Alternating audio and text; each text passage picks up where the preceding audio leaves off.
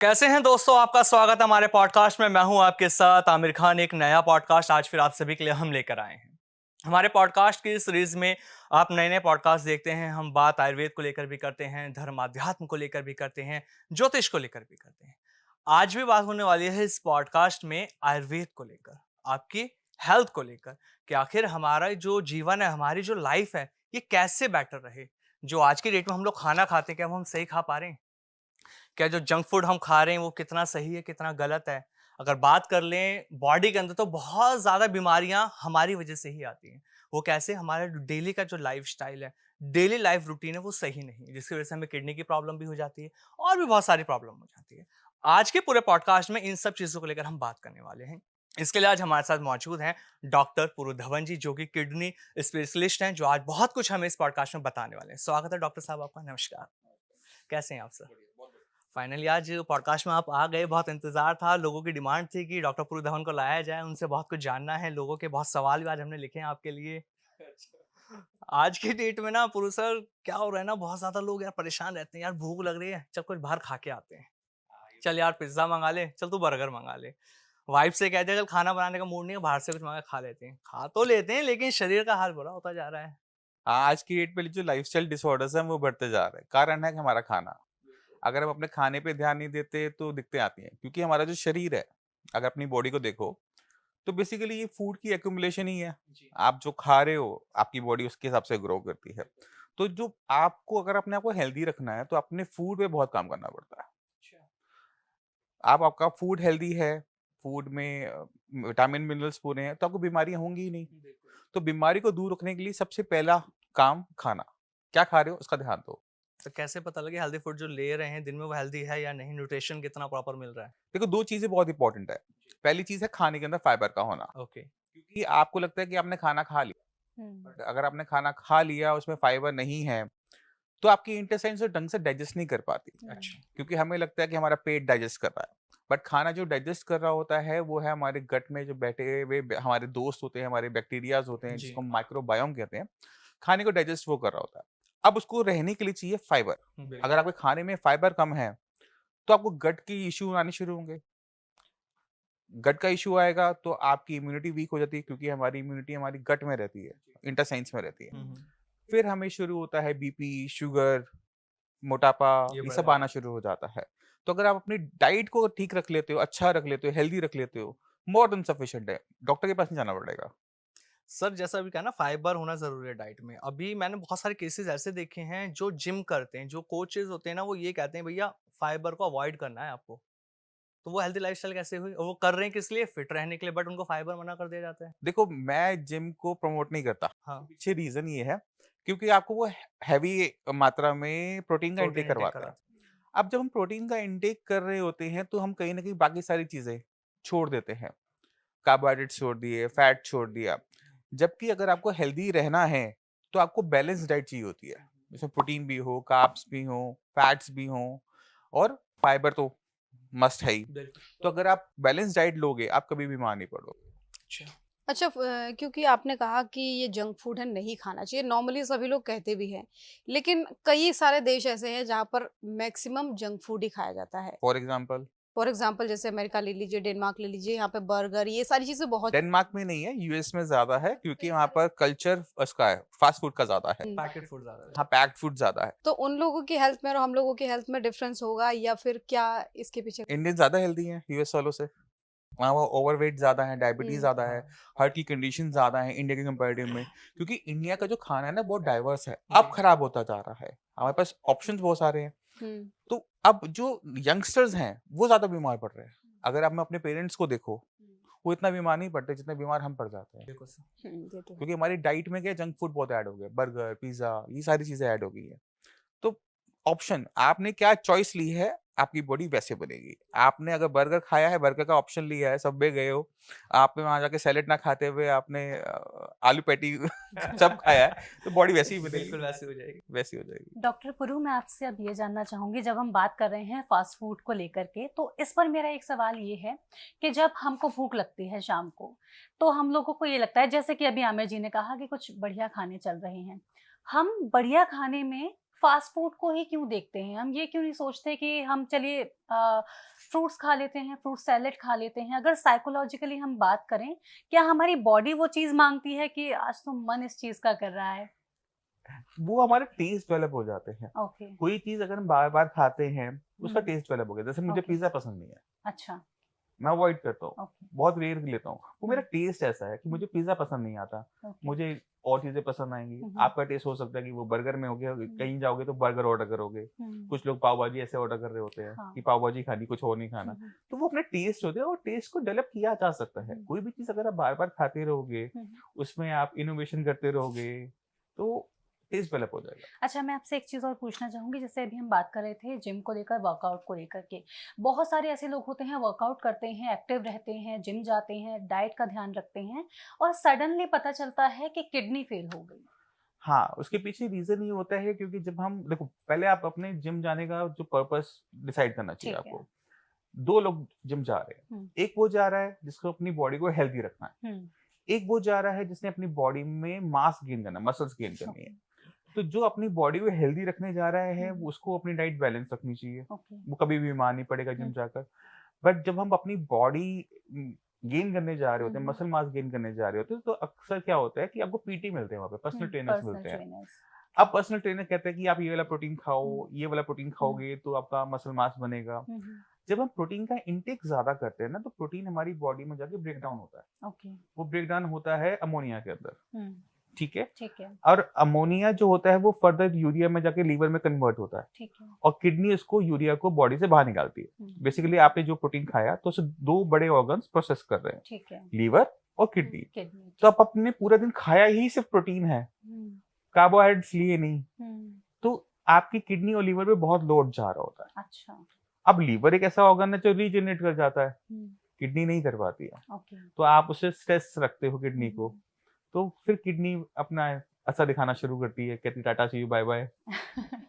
एक चीज़ और पूछना चाहूँगी, जैसे कि हम पानी की बात करते हाँ जी। हैं, बोला जाता है कि जितना ज़्यादा हो सके उतना ज़्यादा पानी आपको पीना चाहिए, उससे किडनी अच्छी रहेगी, आपकी हेल्थ अच्छी रहेगी, स्किन अच्छी रहेगी। लेकिन एक रील देखी थी, वहाँ पर ये कहा गया कि आप ज़्यादा अगर पानी पीते हैं, तो आपकी किडनी पर लोड पड़ता है, वो बिल्कुल परेशान सही, होती है। बिल्कुल सही है। और मैंने ऐसा पेशेंट भी देखा हुआ है। वो पेशेंट की शादी होने वाली थी। अच्छा, शादी से पहले उसने को स्किन पे पिंपल्स थे। ओके, पिंपल्स को क्लियर करने के लिए उसने 20 लीटर डेली बेसिस पे पानी पीना शुरू किया। 20 लीटर। 20 लीटर्स। अब हुआ ये कि उसने वो 3-4 महीने किया हुँ, और उसके बाद उसकी किडनी जो है वो खराब होनी शुरू हुई, हुँ, क्रिएटिनिन लेवल, यूरिया लेवल बढ़ने शुरू हुए। हुँ, अब ऐसे केसेस में हमें ये समझने की ज़रूरत है कि हमारी बॉडी की एक रिक्वायरमेंट है। ओके, आपको प्यास लग रही है, आप पानी पियो। आपको प्यास नहीं लग रही तो एक्सेस में पानी पीने की ज़रूरत नहीं है, क्योंकि हमारे ऑर्गन्स एक लिमिट तक ही काम कर सकते हैं। ठीक है। अगर आप उसे ओवर यूज़ करोगे, हुँ, ओवरलोड करोगे हुँ, किसी भी चीज़ से, चाहे वो प्रोटीन हो, चाहे वो पानी हो, हुँ, हुँ। तो डैमेज हो सकता है। तो किडनी को हेल्दी रखने के लिए कितना पानी एक नॉर्मल इंसान को, जैसे अगर हम काम कर रहे हैं, हम ऑफिस में काम कर रहे हैं, हमें कितना पीना चाहिए, और एक जो लेबर जो गर्मी में काम कर रही है उन्हें कितना कंज्यूम करना चाहिए? सब इंसानों के अंदर ना सेंसर्स लगे हुए हैं, ओके, ठीक है? जब अभी हमारी बॉडी में पानी की कमी होती है, हमारे होंठ सूखने शुरू हो जाते हैं, गला सूखना शुरू हो जाता है, हुँ, जिसे हम प्यास कहते हैं। हाँ, तो जब आपको प्यास लग रही है, पानी ज़रूर पियो। ओके, और कितना पीना है उसको आपको लिमिट करने की ज़रूरत नहीं होती, क्योंकि ठीक जैसे है। आपका काम हमेशा बोलने वाला है, हुँ, तो आपकी रिक्वायरमेंट पानी की किसी और से ज़्यादा होगी, ओके, है ना? आप कोई टीचर है, उसकी रिक्वायरमेंट ज़्यादा है, गर्म इलाके में रहते हो तो रिक्वायरमेंट ज़्यादा है। तो डिपेंड करता है बॉडी टू बॉडी। किसी को पसीने बहुत ज़्यादा आते हैं, किसी को बिल्कुल नहीं आते हैं। तो ये जो पानी की रिक्वायरमेंट हम सुनते हैं कि 2-2.5 लीटर मिनिमम पीना चाहिए, वो आप एक बेसलाइन लेके चल सकते हो। ठीक है। बट अगर आपकी बॉडी मांग रही है 4 लीटर पानी, तो 4 लीटर दो। हुँ, अगर कुछ केसेस के अंदर होते हैं कि आपको बिल्कुल स्वेटिंग नहीं होती है, अब आधा 1 लीटर, 1 लीटर में बहुत सफिशिएंटली अच्छे तरीके से हैपीली रह लेते हो, तो वो भी गलत नहीं है। अच्छा, कंडीशन ये है कि आपने प्यासा नहीं रहना, क्योंकि बॉडी बता रही है कब मुझे भूख लगी है, कब मुझे हुँ। प्यास लगी है। तो आप जब बॉडी मांग रही है तो उसे पानी दो। बॉडी को सिग्नल्स को सुनना है, हाँ, समझना है। हाँ। सर्दियों में तो कभी-कभी ऐसा होता है पूरे-पूरे दिन प्यास नहीं लगती है, तो वो भी ठीक है। चाय कॉफी क्योंकि पी लेते हो ना? क्योंकि कई बार लोग ऐसा कहते हैं, मतलब कई सारे डॉक्टर्स भी बताते हैं कि आपके वेट के हिसाब से, बॉडी वेट के हिसाब से आपको पानी पीना चाहिए। जैसे 50 केजी में वो बताते हैं कि 2 लीटर पियो, 52 या 54 है तो 2.5 लीटर पियो, इस तरीके का। 2-4 दिन तो हो जाएगा, जिंदगी भर नहीं हो पाएगा, है ना? हम ये सारी बातें सुनते हैं, हमने किसी को कभी आज तक फॉलो करते हुए इसलिए नहीं देख पाए क्योंकि ये चीजें ना प्रैक्टिकल नहीं है। प्रैक्टिकली इसलिए नहीं है क्योंकि आप आज कर भी लोगे, हफ्ता कर लिया, महीना कर लिया, बट सालों साल नहीं कर सकते इस चीज को। तो आपने बस ये ध्यान रखना है कि आपको जब प्यास लग रही है पानी पीना जरूरी है। आमिर जी पूछेंगे कुछ, लेकिन उससे पहले क्योंकि हेल्दी लाइफस्टाइल पे हम बिल्कुल, बात कर बिल्कुल, रहे थे, बिल्कुल। तो एक जरूरी क्वेश्चन मेरा भी है। देखिए, चाहे फ्रूट्स की बात करें चाहे सैलेड की बात करें, क्या ये बॉडी के अकॉर्डिंगली भी चेंज हो सकती है? मान लीजिए मेरी बॉडी कुछ और मांग रही है, क्योंकि मैं देखती हूँ जब कभी मैं सुबह खाली पेट अनार खाती हूँ तो मुझे गैस्ट्रिक की प्रॉब्लम हो जाती है, और वही मैं देखती हूँ कि मेरे साथ अगर कोई और खा रहा है तो वो नॉर्मल है, उससे कोई दिक्कत नहीं हो रही है। तो बॉडी के हिसाब से भी रिक्वायरमेंट चेंज होती है? हाँ, देखो बॉडी जो है हर किसी की अलग अलग है, हम्म, तो कोई चीज दूसरे को सूट करती है जरूरी नहीं है कि वो आपको सूट करे। हम्म। तो आपको अपनी बॉडी के हिसाब से चलना होता है, ना कि किसी के दिए हुए ज्ञान के हिसाब से। तो कैसे कैसे? तो आप ये लेके चलो, पहले हमें ये समझना चाहिए कि आपकी डाइट में 95% जो खाना है ना वो वेजिटेरियन होना चाहिए, हम्म, ठीक है। अब 5% जो है आप वो नॉन वेज ले सकते हो, यानी हफ्ते में एक मील आप नॉन वेज ले सकते हो, बाकी 95% आपका खाना वेजिटेरियन मोर देन सफिशिएंट है, क्योंकि उसके अंदर फाइबर की मात्रा ज्यादा होती है। हफ्ते के अंदर कम से कम 30 से 40 टाइप की फ्रूट्स एंड वेजिटेबल का कंजम्पशन होना चाहिए। तो वैरायटी ऑफ फाइबर भी इंपॉर्टेंट होता है, क्योंकि सॉल्युबल एंड नॉन सॉल्युबल ये दो टाइप के फाइबर हमें मिलते हैं खाने से, ठीक है। अब हमें पता ही नहीं हमारे लिए अच्छा कौन सा है ना। तो हम इसमें क्या करते हैं, उसमें वैरायटी डाल देते हैं कि आपने कभी कुकुम्बर सैलेड खाया, कभी आपने कैबेज ले ली, कभी आपने एप्पल ले लिया, गुआवा ले लिया, मिक्स करते हुए चलो। कोई भी एक, जैसे अनार रोज नहीं खाना, ठीक है। तो जैसे आप अनार ले रहे थे, सिर्फ अनार ले रहे थे, तो हो सकता है आपको उससे दिक्कत हो रही थी, बट अनार के साथ अगर आप बनाना ले लेते शायद नहीं होती, है ना। तो वैरायटी ऑफ फाइबर डालोगे अच्छा रहेगा। सिंगल एक फ्रूट पे कि इसी को खाना है, बाकी सारे फ्रूट्स बेकार है, मुझे पसंद नहीं है, वो चीज आपको बदलनी चाहिए, सबको बदलनी चाहिए। लेकिन डॉक्टर पुरु, जैसे आपने बोला कि एक ही फ्रूट पर नहीं रहना है। अब जो जिम जा रहे होते हैं लोग, जिनको गेन करना होता है, उनको तो बोला जाता है बनाना तो आपको लेना ही लेना है। हाँ, दूध बनाना, हाँ, गेन तभी हो पाएगा। तो फिर उनको कैसे तो हेल्थ बॉडी हेल्दी भी तो नहीं होती। आप देखो जो लोग बॉडी वेट गेन कर रहे होते हैं, उनकी जो एंड लाइफ होती है वो बहुत दर्दनाक होती है। तो बॉडी वेट कभी भी आपको मसल मास गेन नहीं करना चाहिए, और एक्सरसाइज आपको उतनी ही करनी चाहिए जो आप लाइफ टाइम कर सको। अगर कुछ महीने करने के बाद आपने छोड़ना है, जिम छोड़ना है या छोड़ सकते हो, आपके माइंड में ऐसा क्वेश्चन मार्क है, तो मत करो, ज्वाइन ही मत करो। अच्छा उससे अच्छा स्पोर्ट्स खेलो। अच्छा। स्पोर्ट्स में आपको फिटनेस पूरी मिल जाती है, और मसल्स डेवलपमेंट भी अच्छी हो जाती है, आपका दोस्ती अच्छी मिल जाती है, लोग मिल जाते हैं वहां पे अच्छे, तो वो अच्छा है। मैं मानता हूँ कि स्पोर्ट्स खेलना ज्यादा अच्छा है rather than going to gym. जब हम हेल्थी लाइफस्टाइल की बात कर रहे हैं डॉक्टर साहब, तो प्रोटीन की भी हमने बात कर ली है। ये कहा जाता है कि अगर आपको प्रॉपर अच्छे से खुद को फिट रखना है, तो जितना आपका बॉडी का वेट है उसके अकॉर्डिंग आपको डबल प्रोटीन इंटेक करना है डेली लाइफ में। लेकिन अभी आपने कहा ज्यादा प्रोटीन इंटेक करने से किडनी फेलियर की भी प्रॉब्लम हो सकती है। हाँ, देखो तो आप ये समस्या ना बहुत कौन ज्यादा लोग confusion बीमार वाली है जो इन सारी चीजों को ज्यादा फॉलो करते हैं। जैसे मतलब अगर आप अपनी लाइफ में इस तरह से रिस्ट्रिक्ट होके चलोगे तो दिक्कत हो जाएगी। आपको सिर्फ प्रोटीन नहीं लेना होता, बॉडी में विटामिन मिनरल्स की भी जरूरत है, माइक्रो न्यूट्रिशन की भी जरूरत होती है, फाइबर की भी जरूरत है। अब इन सबको आप हिसाब किताब कैसे रखोगे? प्रोटीन का तो रख लिया, बाकी सारे भूल जाओगे ना। तो इसका सिंपल सा तरीका ये होता है कि खाना अपना जो भी खाओ, it should be balance diet. Balance diet के अंदर आपका फाइबर ज्यादा आता है, 95% खाना आपका प्योर वेज होता है। अगर आप वो फूड इनटेक करते रहते हो, कोई दिक्कत आपको होगी नहीं, क्योंकि अगर किसी चीज के अंदर, मान लो किसी चीज के अंदर विटामिन डी ज्यादा है, जिंक कम है, तो कोई और दूसरी चीज खाओगे तो उसमें जिंक ज्यादा मिल जाएगा, विटामिन डी कम होगा तो भी कोई दिक्कत नहीं है। तो हर चीज को इस तरह से नाप तोल के मैं पसंद नहीं करता। मैं ये कहता हूँ कि variety of fruits, vegetables and even अनाज, सीरियल्स भी आप अपने चेंज करके खाते रहो। किसी दिन बेसन खा लिया, किसी दिन गेहूं खा लिया, किसी दिन चावल खा लिया, किसी दिन मक्का खा लिया। तो आप इसको चेंज करते रहो, कोई फिक्स डाइट पे मत रहो। ब्रेकफास्ट है, रोज पोहा नहीं खाना, बिल्कुल रोज एक एप्पल खा के नहीं निकलना। एक दिन एप्पल, एक दिन बनाना, एक दिन आपने पपाया खाया। तो वैरायटी जब हम रखते हैं तो ऐसे लोग कम बीमार पड़ते हैं। वैरायटी रखना अच्छी बात है, लेकिन जब हम बात करते हैं, जैसे हम लोग शहर में रहते हैं, हमारे लिए सारी चीज़ें एक्सेसिबल होती हैं, लेकिन बहुत सारे लोग ऐसे होते हैं जो गांव में रहते हैं या फिर कोई मजदूरी करने वाले लोग होते हैं, बेसिकली वो बहुत ज़्यादा वैरायटी अपनी लाइफ में नहीं ला सकते खाने के मामले में। चाहे फ्रूट्स की बात करें, चाहे सैलेड की बात करें, चाहे अलग अलग तरीके की सब्जियों की बात करें, तो उनके लिए क्या ऑप्शन हो सकता है? उनके लिए भी ऑप्शंस हैं। देखो सिटीज के अंदर क्या होता है कि महंगे महंगे फ्रूट्स मिल रहे होते हैं, एवोकाडो खा रहे हैं, मगर आपकी बॉडी को उसकी रिक्वायरमेंट नहीं है। एवोकाडो अभी जाकर आया है साल 2 साल पहले इंडिया में, उससे पहले नहीं था, तो लोग क्या बीमार रहते थे? इंडिया की पॉपुलेशन 140 करोड़ है, ऐसे नहीं हो गई। एवोकाडो खा के तो बनी बनी, ये तो कंफर्म हो गया। तो लोग हेल्दी हैं, इस वजह से इंडिया की पॉपुलेशन आप देख रहे हो कि ग्रो कर रही है। और इंडिया में आपको जो लोकली जो ग्रोन फूड होता है, चाहे वो आपके वेजिटेबल्स हो, फ्रूट्स हो, मोर देन सफिशिएंट होते हैं। अब आप गांव में रहते हो, तो गांव में क्या है कि वहां पे एग्रीकल्चर जरूर होता है। अब हर दूसरे घर में सब्जियां होती हैं, तो वो सब्जियां एक्सचेंज कर रहे होते हैं। जी मेरे खेत में वो लगी हुई बैगन लगी हुई है, तेरे घर खेत में गाजर लगी हुई है, चल लेट्स एक्सचेंज, यस है ना? तो वो जो कल्चर है इंडिया का, वो हमारे खाने को वैसे ही बहुत डाइवर्स कर देता है। जी जी तो वहां पर दिक्कत नहीं होती। जहां पर फाइनेंशियल दिक्कत जाता है, मतलब कोई सिटी में कोई मजदूर रहता है, तो अगर आप देखोगे तो उनकी डाइट आप लोगों से ज्यादा अच्छी होती है। जी जी बिल्कुल आपने ठीक कहा, और डाइट को अच्छा रखना ज़रूरी है अगर एक हेल्दी बॉडी हमको चाहिए, क्योंकि कहीं ना कहीं अपने ज़बान के टेस्ट के चक्कर में से कंट्रोल शरीर का करना है। सत्यानाश हो रहा है और सारे ऑर्गन्स भी खराब हो रहे हैं इसकी वजह से। सर, मैं आपसे ये जानना चाहूँगी, जैसे कि अगर हम बात करते हैं एक हेल्दी लाइफस्टाइल की, एक हेल्दी बॉडी की, जिम की बात बहुत ज़्यादा आती है कि आपको जिम ज़रूर जाना चाहिए। जिम आप करेंगे, वर्कआउट करेंगे, आप ज़्यादा हेल्दी होंगे और आपका एक अच्छा मेंटेन हो पाएगी लाइफस्टाइल। आपसे ये जानना चाहूँगी कि जब किसी को किडनी डिसीज़ होती है, तो बोला जाता है कि आपको वर्कआउट नहीं करना है, वर्कआउट कम करना है। ये दोनों केसेस में से उल्टा कैसे है? देखिए, जब आपकी किडनीज खराब हो रही होती है, तो बॉडी के अंदर ना किटनिन एंड यूरिया इकट्ठा हो रहा होता है। ओके, अब ये जो किटनिन है ना, ये हमारी मसल्स में बनता है। ओके। तो अगर आप एक्सरसाइज ज्यादा करते हो, हम्म। फीवर आता है, प्रोटीन का इंटेक ज्यादा करते हो, तो बॉडी में किटनिन की फॉर्मेशन बढ़ जाती है। ओके। अब निकल तो कम रहा है, किडनी कम काम कर रही है, तो निकल कम रहा है, तो वो ना रिपोर्ट्स में बढ़कर आता है। तो यहाँ पे किडनी खराब नहीं होती, यहाँ पे किटनिन की फॉर्मेशन बॉडी में बढ़ जाती है, जो कि रिपोर्ट्स को खराब कर देती है।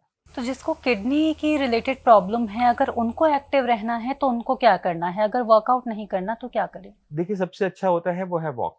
आप वॉक करो, योगा करो, क्योंकि इसमें मसल्स की जो मूवमेंट है वो बहुत ज्यादा नहीं है, और वो मोर देन सफिशिएंट है आपको हेल्दी रखने के लिए।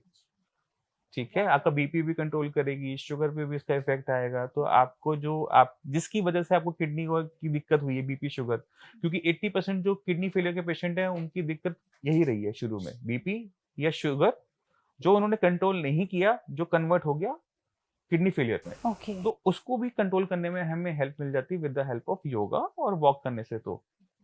तो जब किडनी की प्रॉब्लम होती है, तो किडनी की जो प्रॉब्लम होती है, क्या वो पैरालिसिस को भी लीड करती है? और क्या पैरालिसिस से आगे बढ़ के वो जो डिसीज होती हैं, अगर जैसे कि अब माना किडनी में प्रॉब्लम आ रही है तो पैरालिसिस होगा, या अगर पैरालिसिस हुआ तो किडनी की डिसीज हो सकती है? देखिए, दोनों का कोई रिलेशनशिप नहीं है, अच्छा। बट दोनों का जो कॉज है, कारण है, वो कॉमन है। ओके। अगर आपका बीपी बढ़ा हुआ है, तो बीपी हाई रहने की वजह से आपके ब्रेन में जब ब्लड जा रहा है, प्रेशर से जा रहा है, तो जो सप्लाई है वो फटने की चांसेस होते हैं, हेमरेज होने का चांसेस होते हैं। ओके।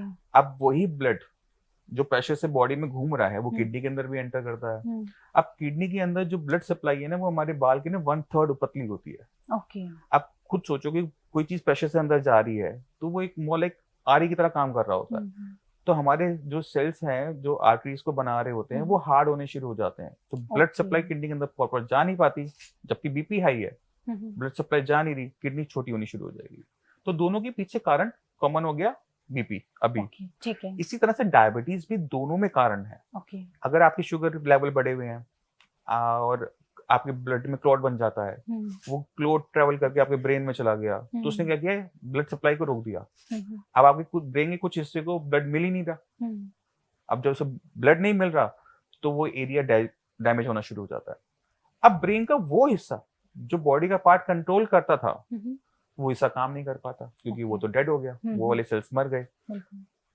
इसी तरह से डायबिटीज किडनी को भी डैमेज करती है। तो दोनों के पीछे जो कारण है वो है बीपी एंड शुगर, जो कॉमन है। और ये दोनों क्यों हो रहे हैं? क्योंकि लाइफस्टाइल हमारी खराब है। डॉक्टर पुरु, एक मेरा सवाल था, मैंने अभी रिसेंटली एक केस देखा था कि एक पेशेंट को पहले पैरालिसिस हुआ, उसकी वजह से उनके पैर में ब्लड क्लॉटिंग्स हुई और वो क्लॉट ट्रेवल करके फेफड़ों में पहुंच गए, फेफड़ों की आर्टरी में पहुंचे और उसकी वजह से उनको हार्ट अटैक भी लेट हुआ। हाँ, ये हो सकता है। अगर आपकी जैसे आपकी जो ये ब्लड सप्लाई है पैरों की, इनमें छोटे छोटे वॉल्स होते हैं। ओके अगर आपका वॉल खराब हो जाए ना, तो होता है क्या कि वहां से क्लॉट्स बनते रहते हैं। ओके अब क्लॉट अगर आपके ब्रेन में गया तो ब्रेन डैमेज, आपको ब्रेन स्ट्रोक हो गया, पैरालिसिस हो गया। वही अगर क्लॉट आपका कहीं और एरिया में जाएगा, हार्ट में चला गया, तो आपको हार्ट अटैक होने के चांसेस हैं। तो वो क्लॉट जो बन रहा है आपकी वेन्स में, ओके वो प्रॉब्लम क्रिएट कर रहा है। तो उसकी सर्जरी होती है, जो आपके जहाँ पे क्लॉट्स बन रहे हैं उसको आप रिमूव करना आपके लिए मजबूरी है, उसको निकलवाओ ओके और आप उसमें और नहीं बनेंगे। जो डैमेज Okay. हो गया, उसको जितना रिकवर कर सकते हैं वो डॉक्टर्स कर लेंगे। बट आपको आगे फ्यूचर का भी ध्यान रखते हुए उस क्लॉट जो मशीन बन गई है क्लॉट बनाने की, उसे निकालना पड़ेगा। तो हेल्दी लाइफस्टाइल क्या हो सकती है, चाहे हम बीमार हैं चाहे हम हेल्दी हैं, बीमार ना हो इसके लिए प्रॉपर सुबह से लेकर शाम तक का रूटीन क्या हो सकता है? तो सबसे पहली चीज है वो है स्ट्रेस का ना होना। क्योंकि हम फिजिकल हेल्थ के बारे में तो बात कर रहे हैं, बट हम मेंटल हेल्थ के बारे में बहुत कम बात करते हैं। बिल्कुल तो सबसे जरूरी है आपकी मेंटल हेल्थ, क्योंकि ये हम्म। दोनों आपस में रिलेटेड हैं। अगर आप फिजिकली अच्छे हो तो आप मेंटली अच्छे हो जाते हो। अगर आप मेंटली खुश रहते हो तो आपको अपनी फिजिकल हेल्थ को भी मेंटेन करने में अच्छा रहता है, हेल्पफुल रहता है। तो हम दोनों को लेके बात करेंगे। तो पहली चीज है स्ट्रेस का ना होना। दूसरी इंपॉर्टेंट चीज है कि स्लीप प्रॉपर लेना, क्योंकि हम खाने के बारे में बात करते हैं, बट स्लीप हमारी लाइफ का बहुत इंपॉर्टेंट हिस्सा है। एक रात आप मत सोवो, अगले दिन आपकी हालत अच्छी नहीं होती, बॉडी में आपसे बोला नहीं जा रहा होता। अगर आप उसे भी अवॉइड करते हो, नहीं सोते, तो आपकी भूख खत्म हो जाती है। तो स्लीप बहुत इंपॉर्टेंट पार्ट है। तो अपनी 8 आवर्स की मिनिमम स्लीप रखो। एक्सरसाइज जरूर करनी है, दोस्तों से जरूर मिलना है, ठीक है, और अच्छा फूड आपको इनटेक करना ही पड़ेगा। तो वो आपकी चॉइसेस होती हैं। जैसे अगर हम किसी रेस्टोरेंट में भी जाते हैं तो वहां पर हर टाइप का खाना मिल रहा है, वहाँ बर्गर भी मिल रहा होता है, वहाँ पर सैलेड्स भी मिल रही होती हैं। तो आपको सिलेक्शन बस सही लेनी है और कुछ नहीं जैसे करना। कहते हैं कि मॉर्निंग में जल्दी उठना चाहिए, जल्दी उठना चाहिए, तो ये भी कोई हेल्दी रहने के लिए नेसेसरी है जल्दी क्या? उठना, जल्दी सोना भी तो है। आप जल्दी उठ गए और रात को सो नहीं रहे, लेट सो रहे हो, तो आपकी कंडीशन खराब हो जाएगी, बॉडी स्ट्रेस में आ जाएगी, वो बीपी बनाएगा, वो बीपी आपकी कंडीशन आगे और तैयार कर देगा। कोई भी चीज एक दिन में नहीं होती। ये अगर आप हैबिट में रखते हो तो over the period of time, 2 साल बाद, 3 साल बाद, 4 साल के बाद वो प्रॉब्लम को क्रिएट कर सकता है। तो कोई भी चीज रूटीन में मत करो। आपने मान लो किसी दिन आप जागरण पे चले गए, रात भर जाग लिए, दिन में सो जाओ। अगर आप दिन में ऑफिस पहुंच गए तो अगली रात को सो जाओ। ये नहीं कि आपने पूरा ही अवॉइड कर दिया, सो ही नहीं रहे, तो वो प्रॉब्लम को क्रिएट कर देता है। डॉक्टर पुरु, स्ट्रेस की हम बात कर रहे हैं। अभी मैंने रिसेंटली एक रील देखी है, मुझे नहीं पता कितना ठीक है कितना नहीं है, आपसे जानना चाहूंगी। बहुत सारे लोग होते हैं जिनके फेस पर और बैली पर फैट ज्यादा होता है। ये बताते हैं कॉर्टिसोल लेवल ज्यादा है, जो कि डिप्रेशन की वजह से आया है, एंजाइटी की वजह से आया है। इस केसेस में क्या करना चाहिए? अब प्रॉब्लम कहाँ से आई है? डिप्रेशन, स्ट्रेस से, हाँ। है ना? तो ऐसे डिप्रेशन वाले लोग ना अकेले रहते हैं, तो उनको वहीं से उसका अटैक करना शुरू करना चाहिए। क्योंकि इसमें क्या है ना, सिर्फ अकेले मेडिसिन काम नहीं करेगी। ओके यहाँ पर आपको रूट कॉज ढूंढना होता है किसी भी बीमारी का। ओके अगर रूट कॉज आप उस पर अटैक करोगे ना, तो प्रॉब्लम ऑटोमेटिक तरीके से डिसअपियर कर जाएगी। तो आपको पहले देखना कि डिप्रेशन आपको हो क्यों रहा है, क्या रीजन, आपकी फैमिली है, फाइनेंशियल प्रॉब्लम्स हैं, या फिर कैरियर है, तो उसको वहां से ठीक करना शुरू करो। क्योंकि कॉन्टिन्यूसली उसके बारे में सोच सोच के प्रॉब्लम तो सॉल्व होने वाली है नहीं। आपको उस पर फाइनली एक्शन तो लेना पड़ेगा। आप एक्शन नहीं ले पा रहे क्योंकि आप ओवर थिंक कर रहे हो, है ना? तो एक लिस्ट बनाओ। ओके हर किसी को एक लिस्ट होनी चाहिए। मेरे फोन में भी एक लिस्ट होती है। अच्छा उस लिस्ट को फॉलो करना शुरू करो। आप एक एक प्रॉब्लम को सॉल्व करते चले जाओगे, आपकी लाइफ इजी इजी इजी और इजी होती चली जाएगी। ओके तो पहली चीज अपना खुद का मैनेजमेंट, ठीक है? अब हर किसी को कोई चीजें पसंद होती हैं, ठीक है? किसी को सिंगिंग पसंद है, किसी को डांसिंग पसंद है, किसी को गार्डनिंग पसंद है, किसी के ना किसी को कोई शौक जरूर होता है। हम क्या करते हैं, हम जब बड़े होते हैं ना, वो शौकों को छोड़ देते हैं।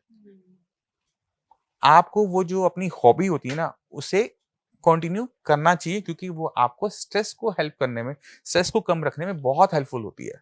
दिन में आपने आधा घंटा निकाला, 1 घंटा निकाला, है ना? वो, और ये जो हॉबीज होती है ना, ये जितने आपके ग्रुप में हो ना, उतना अच्छा है। अच्छा जैसे आप डांस करते हो, अकेले मत करो, विद ग्रुप करो। तो क्या होगा, वहां पे इंटरेक्शंस होती हैं, लोगों से मिलना होता है, उनसे लड़ाई झगड़े होते हैं। अच्छा, अगले हफ्ते की तैयारी हो रही होती है, अगली बार हमने ये प्लान करना है। तो ये जो प्लानिंग में आपका माइंड क्या हो गया, डाइवर्ट हो गया, है ना? और उन लोगों से मिलने की आपको क्यूरियोसिटी होती है, आज जाएंगे, उनसे मिलेंगे, आज हम ये पार्टी करेंगे, ऐसे ऐसे करेंगे। तो वो आपको एक हैप्पी फीलिंग भी देता है, तो आपके सारे हार्मोन्स बदलने शुरू हो जाते हैं। तो आपको कभी भी आइसोलेटेड नहीं रहना चाहिए, क्योंकि हम जो ह्यूमंस हैं ये ग्रुप में रहने वाले लोगों में से हैं, अच्छा, आइसोलेट रहने के लिए नहीं आइसोलेटेड बने। लेने के लिए नहीं बने। तो फिर Introvert जो नहीं कहा बने। जाता है कि अकेले रहो, खुद में खुश रहो, खुद से प्यार करो, तो ये सब नहीं, खुद चीजें से नहीं प्यार होती। करो ये गलत नहीं है, बट अकेले कम रहने के बोलो। लिए हाँ, नहीं कम बोलना नहीं होता, वो अपनी अपनी हैबिट्स होती हैं, मतलब अपना अपना नेचर होता है, आपको अपने नेचर को दबाना नहीं होता, ठीक है। अगर आप इंट्रोवर्ट हो तो दूसरा इंट्रोवर्ट ढूंढ लो जो आपके साथ बैठे कम बात करे। हम्म, अब मेरे पॉइंट समझ में आई? तो आपको वो लोग ढूंढने पड़ेंगे, वो दोस्त, वो फैमिली आपको बनानी पड़ती है जिनके साथ आपको अच्छा लगता है। अभी आपने बात करी थी कि किडनी खराब होने के कारण हमारा शुगर लेवल होता है और हाई बीपी। बिल्कुल। शुगर लेवल भी 2 टाइप्स की होती है, टाइप टाइप 1 वन और टाइप टाइप टू 2। तो कैसे हमें पता लगे कि कौन से स्टेज पर हमारी शुगर है कि अब हमारी किडनी खराब हो रही है? नहीं देखो, इसमें ना टाइप 1 टाइप 2 का उससे कोई लेना देना नहीं है किडनी से। यहाँ पर क्या है कि आपकी जो ब्लड ग्लूकोज लेवल है ना वो हाई रह रहे हैं। अब जब शुगर लेवल हमारे हाई रहता है तो उसका असर हमारी पूरी बॉडी पे पड़ता है। आपकी आइस पे भी पड़ता है, आपके रेटिना, आपका आँख का पर्दा वीक होना शुरू हो जाता है। तो जहाँ पर भी ब्लड सप्लाई हमारी बहुत बारीक है, वहाँ पर उसका इफ़ेक्ट सबसे पहले नज़र आएगा। रेटिना हो गया, आपकी नसें हो गई, जो हमारी नर्व की सप्लाई होती है, ब्लड जी। सप्लाई होती है, वो भी बहुत फाइन होती है। तो डायबिटिक आप देखोगे पेशेंट में क्या होता है कि न्यूरोपैथी देखने को मिलती है कि उनको पैर में सुनपन बना रहता है। और इसी तरह से डायबिटिक नेफ्रोपैथी होती है जहाँ पे जो किडनी की सप्लाई है ब्लड जी। की, वो इफेक्ट होने लगी। ब्लड प्रॉपर तरीके से मिल नहीं पा रहा किडनी को, किडनी अपने फंक्शंस को डाउन करती जा रही है और आपकी बॉडी में जो वेस्ट मटेरियल बन रहा है वो निकल नहीं पा रहा, वो जी। इकट्ठा हो रहा है, क्रिएटिनिन इकट्ठा हो गया, यूरिया इकट्ठा हो गया, पोटेशियम बढ़ता जा रहा है, तो वो परेशानी आनी शुरू होती है। अच्छा। तो उसका टाइप 1 टाइप 2 से कोई लेना देना डायरेक्ट नहीं है, शुगर लेवल आपके ब्लड में जो बने रहते हैं। आपने क्लॉटिंग की बात की थी, जब ब्लड के क्लॉट जमते हैं तो हार्ट अटैक भी आ सकता है, ब्रेन स्ट्रोक हो सकता है। लेकिन आजकल हम देखते हैं छोटे छोटे बच्चों में भी हार्ट अटैक की प्रॉब्लम आ रही है, कई सारे केसेस ऐसे आते हैं। तो उसका क्या कारण होता है? क्या उतने छोटे बच्चों को खाना देखो बच्चों में, देखो अगर आप देखोगे तो बच्चों में होने के 2 बड़े रीजन होते हैं। अगर उनके हार्ट में कोई माल फॉर्मेशन है, यानी जब बच्चा पैदा हुआ तो उसका वॉल्व ढंग से नहीं था, तो उसकी वजह से एक प्रॉब्लम हो सकती है कि उनको हार्ट अटैक आ गया। अगर हार्ट की फॉर्मेशन ठीक हुई थी, बच्चा ठीक से हुआ, तो उसमें रीजन जो हमें देखने को मिलता है वो है ओबेसिटी, कि बच्चे जो डाइट अच्छे से नहीं ले रहा, टॉफी ज्यादा खा रहा है, चॉकलेट ज्यादा खा रहा है, बॉडी वेट गेन अप कर रहा है, तब वो जाकर हो सकता है। तीसरा रीजन एक और होता है जिसको डॉक्टर्स इडियोपैथिक मानते हैं, कि कोई रीजन फाइंड आउट नहीं हुआ बट प्रॉब्लम आई है, क्यों आई, किस वजह से आई है, तो वो अननोन रह जाता है। तो ये जो कई कई बार बड़े लोगों को नाचते नाचते दौड़ते दौड़ते हार्ट अटैक आता है वो इसलिए होते हैं क्योंकि देखो आपने अपने हार्ट को ट्रेन नहीं कर रखा, हार्ट की जो मसल्स हैं वो वीक हैं, हार्ट में पहले से क्लॉट बना हुआ था, वो बस ट्रिगर हो गया। आपने जैसे एक्सरसाइज करी, डांस किया, वो एकदम ट्रिगर हो गया, तो वो वाली कंडीशंस होती हैं। तो जब आप डेली एक्सरसाइज कर रहे हो, सालों साल कर रहे हो, तो ये परेशानी आने की संभावनाएं कम हो जाती हैं, ना के बराबर हो जाती है, आप ये कह सकते हो। डॉक्टर पुरु, अभी हमने डायबिटीज़ की बात की। मैं आपसे ये जानना चाहती हूँ कि अगर एक पर्सन प्री डायबिटिक डायग्नोस हुआ है, तो क्या उस केस में भी किडनी पर असर पड़ेगा? नहीं, प्री डायबिटीज में शुगर लेवल्स कितने रह रहे हैं वो इम्पोर्टेंट हो जाता है। प्री डायबिटिक पेशेंट्स में किडनी फेल होने के चांसेस बहुत कम होते हैं, क्योंकि लेवल इतने ज्यादा नहीं बढ़े हुए होते। तो हमारी बॉडी में एक थ्रेशोल्ड होता है, वो होता है 180 200 के आसपास का थ्रेशोल्ड होता है। जैसे ही शुगर उसको क्रॉस करती है तो आपकी किडनी क्या करती है, वॉल्स खोल देती है अच्छा। कि बॉडी में जितनी भी एक्स्ट्रा शुगर है उसको बॉडी से बाहर निकालो, क्योंकि उसका इम्पैक्ट बाकी सारे वाइटल ऑर्गन्स पे पड़ रहा है, आपकी ब्रेन पे, हार्ट पे ना पड़े। तो आप देखोगे कि जिन पेशेंट्स के यूरिन में ग्लूकोज निकलता है उनको लॉन्ग टर्म में किडनी की दिक्कत आती है, ओके। क्योंकि किडनी को एक्स्ट्रा काम करना पड़ रहा है ना, फ्लशिंग करनी पड़ रही है, तो किडनी हाइपर ड्राइव में चली जाती है कि शुगर को फटाफट बाहर निकालो बाहर निकालो बाहर निकालो, तो वो हाइपर ड्राइव में जा रही है, उसको एक्स्ट्रा लोड उठाना पड़ रहा है, और उसको जो ब्लड मिल रहा है उसमें भी ग्लूकोज का लेवल हाई है, तो उसे डबल इम्पैक्ट देखने को मिलता है। अब ये घंटे 2 घंटे हो कोई दिक्कत नहीं, रोज रोज हो रहा है, हर टाइम हाई बनी रहती है, वहां पे किडनी फेल हो जाती है। तो जो प्री डायबिटिक पर्सन है, उनको अपनी किडनी को हेल्दी रखने के लिए कुछ ऐसे मेजर्स लेने होंगे? उनको अपनी बॉडी पे काम करना पड़ेगा, उनको अपनी डायबिटीज पे काम करना पड़ेगा, उनको अंडरस्टैंड करना पड़ेगा कि उनकी जो शुगर लेवल्स हैं वो हाई क्यों रह रहे हैं, क्या उसको वो अपनी लाइफस्टाइल को बदल के ठीक कर सकते हैं? अगर वो अपनी लाइफस्टाइल को चेंज करके उसे ठीक कर सकते हैं तो उनको अभी मेडिसिन पे जाने की ज़रूरत नहीं होती है। अपनी एक्सरसाइज को स्टार्ट करो, ठीक है? डाइट को चेंज करो, अच्छा। ठीक है? डाइट को जितना हो सके आप हाई फाइबर रखने की कोशिश करो। खाने के अंदर प्रोटीन की मात्रा आप बढ़ा दो, कार्बोहाइड्रेट्स को आप कम कर दो, ओके। ठीक है? और थोड़ा सोना कम कर दो। अच्छा। सोना ओके। जैसे कि दिन में मत सोओ, रात की नींद बहुत होती है। और ऑटोइम्यून डिसीज जिनको होती है उनके बारे में आपसे बात करना चाहूंगी। जिनको ऑटोइम्यून डिसीज होती है उनकी किडनी पर बहुत ज़्यादा फर्क पड़ता है। किडनी बहुत डिसफंक्शन होने लगती है, फंक्शन उसके कम होने लगते हैं। वहाँ पर क्या कोई तरीका है किडनी को हेल्दी बनाए रखने का? नहीं, फिर वहीं पर हमें जाना पड़ेगा बेसिक्स में कि वहाँ पर प्रॉब्लम हो क्यों रही है। अच्छा। जैसे आईजीए नेफ्रोपैथी एक किडनी की कंडीशन है जहाँ पर बॉडी का जो इम्यून सिस्टम है ना, वो ये किडनी को पे अटैक कर रहा होता है। अब ये जो आईजीए है ये हर किसी की बॉडी में है ओके। क्योंकि ये में इन्फेक्शन से बचाता है। अब अगर वो अपनी ही बॉडी को पे अटैक करना स्टार्ट कर देगा तो किडनी बचने के चांसेस बड़े कम हो जाते हैं। ओके। अब हमें ये पता है कि जब वो आईजी इम्यूनोग्लोबिन किडनी के अंदर जाता है तो वहाँ पर डिपॉजिट होके इन्फ्लेमेशन तैयार करता है, ठीक है? तो अगर हम उसका ट्रीटमेंट करना चाहते हैं तो हमें किडनी का ट्रीटमेंट नहीं करना है, हमें आईजीए नेफ्रोपैथी का ट्रीटमेंट करना पड़ेगा। तो जब हम वहाँ पे अटैक करना शुरू करेंगे तो किडनी का ऑटोमेटिक तरीके से आराम मिलना शुरू हो जाता है। किडनी क्योंकि अपने फंक्शंस को बढ़ा लेती है, उसके पास नेचुरल काबिलियत है, तो हम इसमें क्या देखते हैं कि level of creatinine, urea down होना शुरू हो जाता है। तो वो आपकी अप्रोच के ऊपर है कि आप कहाँ पे अटैक करना रहे हो। ओके। अगर हम किडनी पे फोकस करेंगे हम फेल हो जाएंगे, अगर हम इम्यूनिटी पे फोकस करेंगे हम पास हो जाएंगे। तो इम्यूनिटी रूट पर कॉज पे ध्यान जाना दो। पड़ता है। ये भी कहा जाता है डॉक्टर पुरुधवन, अगर आप किडनी पेशेंट हैं तो आपको नमक का इंटेक कम करना है। हाँ, वो बीपी की वजह से ना, अगर आप बीपी के पेशेंट हो, नमक का इंटेक ज़्यादा करोगे, बट अगर बीपी बीपी के पेशेंट भी नहीं है तो अगर आपने सॉल्ट का इंटेक ज़्यादा किया, तो बॉडी में फ्लूइड की एक्युमुलेशन बढ़ जाती है। क्योंकि किडनी आपका यूरिन भी बना रही है, यूरिन के साथ आपकी बॉडी में जो फ्लूइड है, वो भी रेगुलेट कर रही है कि कितना पानी आपके शरीर में ठहरेगा, वो रेगुलेट कर रही है। अगर आपने नमक ज़्यादा लिया है, तो आप बॉडी में फ्लूइड की एक्युमुलेशन बढ़नी शुरू हो जाती है, स्वेलिंग आनी शुरू हो जाती है। अब स्वेलिंग आती है पहले पैरों में, बिल्कुल अब आप जब लेटते हो, तो वो लंग्स में जाने शुरू करती है। जैसे ही आप मान लो कि एक पेशेंट है, पैरों में पानी भरा हुआ है, जैसे ही वो लेटेगा ना, पानी पैरों से निकल के लंग्स में आना शुरू हो जाएगा। अब उसको रात को लंग्स में पानी जा रहा है, उसे घुटन हो रही है, उसे बैठेगा तो ठीक हो जाता है, लेटते हैं तो दिक्कत आ जाती है। तो वहाँ पे क्या है ना, बॉडी फिर स्ट्रेस में चली जाती है। फिर वो बीपी शूट अप और हो जाएगा क्योंकि रात को सो ही नहीं पाया पेशेंट।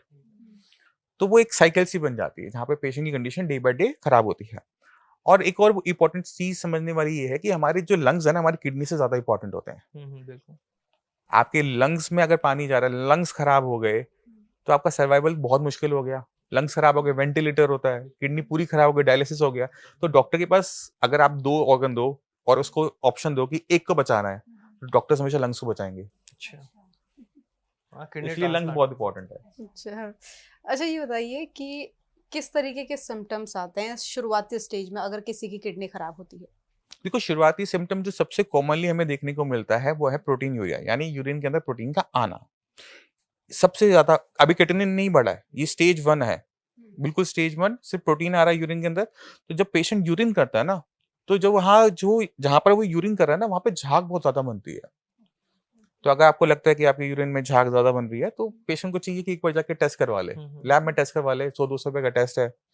अगर यूरिन में प्रोटीन आ रहा है तो कुछ ना कुछ तो गड़बड़ है, बट ये कंफर्म हो एक गया। कॉमन फैक्टर आपने बताया ना कि यूरिन में प्रोटीन जाना, बट अगर किसी यूरिन में प्रोटीन भी नहीं जा रहा तो कैसे पता लगे? नहीं, कुछ ना कहीं कुछ तो सिम्टम आएगा कोई पहला। दर्द होता है बॉडी में? नहीं नहीं, पेन वेन कुछ नहीं होता। जो पहला सिम्टम होता है, जो मैक्सिमम पेशेंट में देखने को मिलता है, वो प्रोटीन लॉस का ही है। ठीक है। दूसरा सिम्टम जो होता है वो तब होता है जब क्रिएटिनिन लेवल, यूरिया लेवल बढ़ने शुरू होते हैं, अच्छा क्योंकि बॉडी में वेस्ट मटेरियल है। अब वेस्ट मटेरियल बॉडी में इकट्ठा होगा तो कुछ ना कुछ तो प्रॉब्लम वो क्रिएट तो करेगा। कहाँ बनता है क्रिएटिनिन बॉडी में? हाँ, कहाँ मसल्स में और बनता है। कैसे? मसल्स में, क्योंकि मसल जब प्रोटीन, जब हम कुछ भी खाते हैं, प्रोटीन जब हम खा रहे हैं, जो बॉडी मसल में मेटाबॉलिज्म जो चल रहा है, जो खाने को एनर्जी में कंज्यूम कर रहा है, तब वो वहां पर क्रिएटिनिन की फॉर्मेशन होती है। अच्छा तो पहले क्रेटिनिन बढ़ता है या पहले यूरिया पास आउट होता है? दोनों साथ साथ हो रहे हैं। एक्चुअली ये क्या है, ये टेस्ट है, ये चेक Okay. करने के लिए किडनी कितना अच्छा काम कर रही है। क्योंकि इनको लैब में टेस्ट करना आसान होता है, इसलिए हम क्रिएटिनिन और यूरिया का टेस्ट करवाते हैं। बॉडी में इनके जैसे हजारों ऐसे वेस्ट मटेरियल हैं जो एक्यूमुलेट हो रहे होते हैं, क्योंकि उनकी रीडिंग लैब में एक्यूरेटली नहीं मिलती, इसलिए हम क्रिएटिनिन यूरिया को टेस्ट कर लेते हैं। अगर ये बढ़ रहे हैं तो सब बढ़ रहे हैं। डॉक्टर धवन, कुछ ना मिथ और फैक्ट भी बहुत ज़्यादा इस टाइम ट्रेंड कर रहे हैं। मेरा आपसे जो ये मिथ और फैक्ट है मैं पूछना चाह रहा हूँ, बहुत से मैंने आयुर्वेद डॉक्टरों को कहते सुना है कि अगर आप दूध, दही और पनीर का इंटेक ज़्यादा कर रहे हो ना, तो ये आपकी किडनी को खराब करता है। लेकिन वहीं एलोपैथी मना करता है कि ऐसा कुछ भी नहीं, आप कुछ भी खाओ, किडनी खराब नहीं होगी इन चीज़ों से। सही कह रहे हैं वो। अगर हम कुछ भी खाते हैं तो उससे हमारी किडनी पे डायरेक्ट इम्पैक्ट नहीं पड़ता, इनडायरेक्ट आता है। आपने दूध, पनीर, दही की बात करी, हाँ, तो इन सब के अंदर क्योंकि ये सारे एनिमल प्रोडक्ट्स हैं, इनके अंदर प्रोटीन की मात्रा ज्यादा है, बिल्कुल। तो प्रोटीन का इंटेक अगर आप ज्यादा कर रहे हो तो क्रिएटिनिन की फॉर्मेशन बॉडी में बढ़ेगी, किडनी खराब नहीं होगी। अब अगर आप सऊदी चले जाते हो, वहां पे नॉनवेज ज्यादा खाया जाता है, जी। इसके हिसाब से तो सबकी किडनियां वहां पे खराब हो जानी चाहिए, क्योंकि हम्म, प्रोटीन का इंटेक ज्यादा है। ऐसा नहीं होता। आपने प्रोटीन इंटेक ज्यादा किया है, आपने कच्चा माल, रॉ मटेरियल जो क्रिएटिनिन का है वो ज्यादा खाया, तो बिल्कुल। उसी की वजह से, रॉ मटेरियल ज्यादा होने की वजह से उसका पक्का माल यानी क्रिएटिनिन यूरिया ज्यादा बनेगा और ठीक है। रिपोर्ट में ज्यादा नजर आएगा। तो किडनी खराब नहीं हुई है, आप अपने डाइट को बदलोगे, कम करोगे तो अपने आप डाउन हो जाएगा। किडनी का खाने से सीधा सीधा संबंध ऐसे नहीं होता। अच्छा, कैसे समझें इसको? इसको इस तरह से समझो कि जैसे वो सिग्नल है, हम्म, क्रिएटिनिन यूरिया आपकी बॉडी में क्या चल रहा है, किडनी कितना अच्छा काम कर रही है, वो उसका सिर्फ सिग्नल है, ठीक है। खुद में बीमारी नहीं है। हम्म, वो डॉक्टर्स का टूल है चेक करने के लिए आपकी किडनी कितना काम कर रही है। जैसे जी। मान लो कि आप कुछ काम करते हो, ऑफिस में काम करते हो, ठीक है। ठीक है, आपके पास डेली फाइल्स आती हैं, बिल्कुल।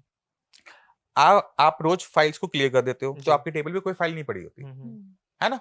मगर अगर आपकी फाइल पे, आपके टेबल पे बहुत सारी फाइल्स पड़ी हुई हैं, आपका बॉस आएगा, क्या बोलेगा? क्या किया आमिर आपने? बिल्कुल। वो ये कहेगा ना, पूछा आमिर ने जाएगा। काम नहीं किया। हाँ, तो उसने फाइल्स को देखकर आपके काम करने या ना करने का आइडिया लगा लिया। बिल्कुल। इसी तरह से हम करते हैं। किडनी का काम है क्रिएटिनिन और यूरिया को बाहर निकालना। अब वो बॉडी में हो रहा है एक्यूमुलेट। अब किसने काम नहीं किया? किडनी ने। किडनी ने नहीं किया। तो उसको देखकर हमने आइडिया लगा लिया जी। कि अगर ये किडनी काम नहीं करी तो ये एक्यूमुलेट हो रहा है। बिल्कुल। तो वो बेसिकली सिग्नल है, खुद में बीमारी नहीं है। तो पेशेंट सबसे बड़ी गलती ये क्या करते हैं, क्रिएटिनिन और यूरिया को बीमारी समझ लेते हैं जी। और उसके पीछे हाथ धो के पड़ जाते हैं कि क्रिएटिनिन कम करना है, क्रिएटिनिन कम करना है। जबकि फोकस होना चाहिए कि मैं किडनी को किस तरह से अच्छा रख सकूं, हेल्दी किस रख तरह सकूं। से किडनी को जो चीज नुकसान पहुंचा रही है उसको वहां से हटा सकूं, किडनी की फंक्शनिंग कैसे मैं बढ़ाऊं। किडनी की फंक्शनिंग बढ़नी, क्रिएटिनिन यूरिया अपने आप डाउन तो हो जाता एक साथ दोनों किडनी पे इफेक्ट आता है या किसी एक पे पहले आना शुरू है। होता है? डिपेंड करता है बीमारी की क्या हुई है। अगर मान लो आपको यूरिन में इन्फेक्शन था, आपने अच्छा। ध्यान नहीं दिया, इन्फेक्शन आपकी एक किडनी में चला गया, हम्म, किडनी को खराब कर दिया, तो एक किडनी खराब हुई। अच्छा। अब अगर आपका बीपी शुगर की वजह से किडनी खराब हो रही है, तो हम्म, बीपी शुगर तो पूरे ब्लड में था दोनों ना, ब्लड में बिल्कुल। तो दोनों किडनी पे इम्पैक्ट आएगा, ठीक किसी है। में कम, किसी में ज्यादा हो इससे सकता है। डिजीज पे डिपेंड करता है कि पहले आपको कौन सी बीमारी हो रही है, हाँ, तब किसकी किडनी वजह पे से इफेक्ट किडनी पड़ रहा है। खराब हो रही है, तो उसके रूट कॉज पे डिपेंड करता है हम्म, कि सिंगल किडनी खराब होगी, दोनों किडनी खराब होंगी, तो उसके कारणों पे डिपेंड करता है जी, वो। तो किडनी से रिलेटेड जैसे कह दिया किसी ने कि आपकी किडनी खराब हो गई, तो किडनी से रिलेटेड अलग अलग बीमारियां भी हो सकती हैं या फिर एक ही रीजन है कि किडनी अगर आपका काम करना बंद करेगी तो यूरिया बढ़ेगा, क्रिएटिनिन बढ़ेगा, या कोई अलग अलग तरीके की बीमारियां भी होती है किडनी से रिलेटेड? किडनी की बीमारियां और भी हैं, जैसे किडनी स्टोन है, बट किडनी स्टोन होने पे क्रिएटिनिन यूरिया नहीं बढ़ता, क्योंकि किडनी की जो फिल्ट्रेशन पावर है वो कम नहीं होती। मान लो कि एक किडनी में स्टोन था, उसने पूरी रास्ते को ब्लॉक कर दिया, तो दूसरी किडनी अपने फंक्शंस को बढ़ा लेती है, तो कुछ दिनों तक या कुछ महीनों तक दिक्कत नहीं होगी। बट अगर वहां पे स्टोन पड़ा रहेगा, उसने यूरिन को ब्लॉक कर रखा है, हाइड्रोनेफ्रोसिस बन रहा है, तो उसका असर लॉन्ग टर्म में किडनी पर आएगा। डॉक्टर गुरु, आपने जैसे बात की, हमने स्टोन की बात की, इसको लेकर मिथ तो हम सभी ने सुना हुआ कि अगर आप अल्कोहल कंजप्शन ज़्यादा करेंगे, बियर ज़्यादा पिएंगे, तो आपका जो स्टोन है किडनी में वो निकल जाएगा। इस पर आपसे बात करना चाहूंगी, इस पर क्लैरिटी चाहूंगी। मैं सपोर्ट नहीं करता। तो नहीं ठीक है। पीनी है। नहीं, देखो, बियर अगर आप नॉर्मल पी रहे हो तो वो स्टोन की फॉर्मेशन को बढ़ा रहा है, अच्छा। उसमें ऑक्सिलेट होता है, वो यूरिन में अपना किडनी के अंदर स्टोन की फॉर्मेशन को बढ़ा देता है। बट अगर यूरिन में स्टोन स्टक है, रुका अच्छा। हुआ है, तो वो क्या कर रहा है, वो उसे फ्लश आउट कर रहा है। ओके। तो डिपेंड करता है कि आपने बियर कब पी, अच्छा, पथरी अटकने के बाद या पथरी बनने से पहले। तो कब पीनी चाहिए सर? पीनी ही नहीं चाहिए, आपके पास मल्टीपल अदर ऑप्शन होते हैं, जैसे आप गन्ने का जूस है, वो खुद में बहुत ज्यादा डाययूरेटिक है, जी। तो आप बियर ना लेते हुए आप गन्ने का जूस पी लो। ओके। आप फ्लूइड की मात्रा बढ़ा लो, पानी की मात्रा बढ़ा लो, तो अल्कलाइजर्स आपने ले लिए तो इससे ओके। आपकी यूरिन फॉर्मेशन बढ़ेगी, जो काम आप बियर से कर रहे थे वो ऐसे हो जाएगा। सर आपने तो एक बहाना खत्म कर दिया हमारी ऑडियंस का ये सब पीने का, देखो जो कंज्यूम चीज करने गलत है का। वो गलत ही रहती है, तो आप उसको, क्योंकि फिर कहते फिर वो हैबिट फॉर्मेशन होती है, या ट्रू। क्योंकि हर कोई उसको हेल्दी वे में नहीं ले पाता। अगर आप उसको पी रहे हो फिर आपकी वो हैबिट बन जाती है, तो फिर वो लाइफ टाइम चलती रहती है, तो अच्छा है कि उस चीज जाना ही नहीं। ओके। तो जैसे अभी तो हमने बियर की बात की, अल्कोहल की मैं बात कर रही हूँ, इसके साथ में ये कहा जाता है कि रेड वाइन बहुत अच्छी होती है हेल्थ के लिए, क्या वो ठीक है? हाँ देखो, रेड वाइन जो है वो अंगूरों से बन रही होती है, तो हाँ। अगर आप उसे लिमिट में लेते हो, ओके। यू नो, तो कोई भी चीज नुकसान नहीं पहुंचाएगी। ओके। अगर किसी चीज को भी आप ओवर करोगे तो वो नुकसान आपको 100% पहुंचाएगी। जैसे हमने पानी का True. एग्जांपल हाँ, देखा, बिल्कुल। पानी एक्सेस पीने पे किडनी हम्म, खराब हो गई। हम्म, इसी तरह से अल्कोहल ज्यादा लोगे तो लीवर भी इम्पैक्ट आएगा, किडनी पर भी इम्पैक्ट आएगा, हम्म, और उनको डैमेज होने के चांसेस पूरे पूरे हैं। ओके। तो लिमिट में सब अच्छा, ओवर लिमिट में एक्स्ट्रा किया तो नुकसान, कम किया तो नुकसान। जब किडनी ज़्यादा खराब होने लगती है तो एलोपैथी डायलिसिस पे डाल देते हैं कि आपको हम्म, डायलिसिस लेना पड़ेगा, भैया अब किडनी ने आपका काम करना बहुत कम कर दिया है। बिल्कुल। लेकिन आयुर्वेद कहता है भैया एलोपैथी पर जाओ मत, मैं डायलिसिस बंद करा दूंगा। ये लड़ाई ना आयुर्वेद और एलोपैथी वालों की सदियों से चलती आ रही है। तो सर लोग तो कंफ्यूज हो रहे हम हैं नहीं ना। आते इनमें बीच में। देखो, हर पैथी की अपनी पावर्स हैं हाँ। और जी। अपनी वीकनेस भी हैं। तो अगर हम हर किसी की पावर और वीकनेस को समझ जाते हैं ना, तो वहां पे पेशेंट को ट्रीट करना बहुत आसान हो जाता है। अब पेशेंट की डायबिटीज है, 300 पहुंची हुई, 400 पहुंची हुई, आयुर्वेद कहाँ पे इसमें हेल्प कर पाएगा? मुझे तो चाहिए रिजल्ट अभी। अगर मैंने अभी रिजल्ट नहीं लिया, पेशेंट की किडनी खराब होती चली जाएगी, तो मैं तो रिस्क नहीं लूंगा। मैं तो कहूंगा इंसुलिन लगवाओ, शुगर कंट्रोल लेकर आओ, कम से कम किडनी तो बच पाएगी। शुगर की ट्रीटमेंट बाद में कर लेंगे, अभी तो मेरे लिए जरूरी हो गया ना, तो एक तरह से इमरजेंसी क्रिएट हो गई। तो वहां पर एलोपैथी नो डाउट अच्छा है, बट ये भी फैक्ट है कि किडनी को ठीक करने की या किडनी को खराब होने से रोकने तक की मेडिसिन एलोपैथी में अभी तक डेवलप नहीं हुई है। फ्यूचर में हो अच्छा। जाए अलग बात, बट हम्म। अभी डेवलप नहीं हुई है। तो आप किसी भी पेशेंट का प्रिस्क्रिप्शन उठा लो, और मैं अपने पेशेंट को भी बोलता हूँ कि एक एक मेडिसिन ना गूगल पे खुद सर्च कर लो, क्योंकि कौन सी मेडिसिन किस लिए खा रहे हो। एक सिंगल मेडिसिन अब तक डेवलप नहीं हुई जो किडनी को खराब होने से रोक भी सके।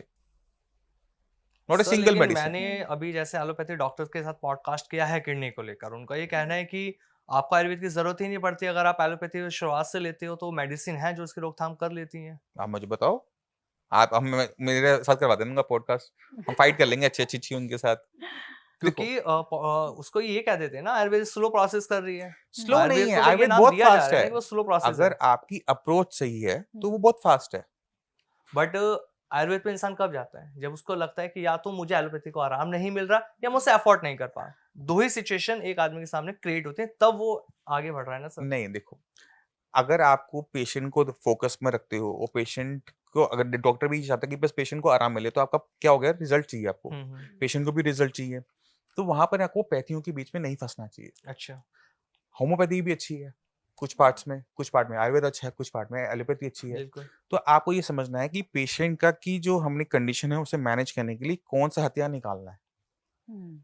ओके। आपके पास रिसोर्सेज बढ़ गए ना। आप ठीक है। बीपी कंट्रोल नहीं हो रहा, शुगर कंट्रोल नहीं हो रहा, मैं आयुर्वेद पे नहीं रह सकता, मुझे अगर मैं एलोपैथी की हेल्प चाहिए, मैं डॉक्टर की हेल्प लूंगा ना जी। कि क्या बीपी शुगर कंट्रोल कर दो। बीपी कंट्रोल में आ गया, शुगर कंट्रोल में आ गया, तो कम से कम किडनी आगे खराब होना बंद हो गई। अब किडनी खराब होना आगे बंद हो गई तो ही तो किडनी अपने फंक्शन को बढ़ाएगी। बिल्कुल। दोनों काम साथ साथ कैसे हो सकते हैं? एक तरह से किडनी को नुकसान हो रहा है, एक तरह से आप इसको रिपेयर करना चाहते हो, तो एट द एंड ऐसा कंडीशन के अंदर रिजल्ट हमें मिलते ही नहीं है।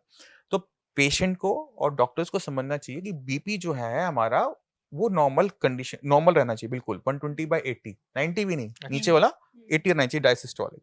शुगर जो लेवल्स हैं आपके वो 180 के नीचे मेंटेन होने चाहिए, चाहे वो फास्टिंग हो, चाहे वो पीपी हो, चाहे वो रैंडम हो, क्योंकि उससे ऊपर जाने पे वो किडनी को नुकसान पहुंचा रहे हैं। उससे नीचे तो पहुंचा नहीं रहे ना, उससे नीचे मेंटेन कर लो, चाहे आयुर्वेद से करो, चाहे आप एलोपैथी से करो, चाहे आप होम्योपैथी से करो, मुझे फर्क नहीं पड़ता पर्सनल लेवल पे।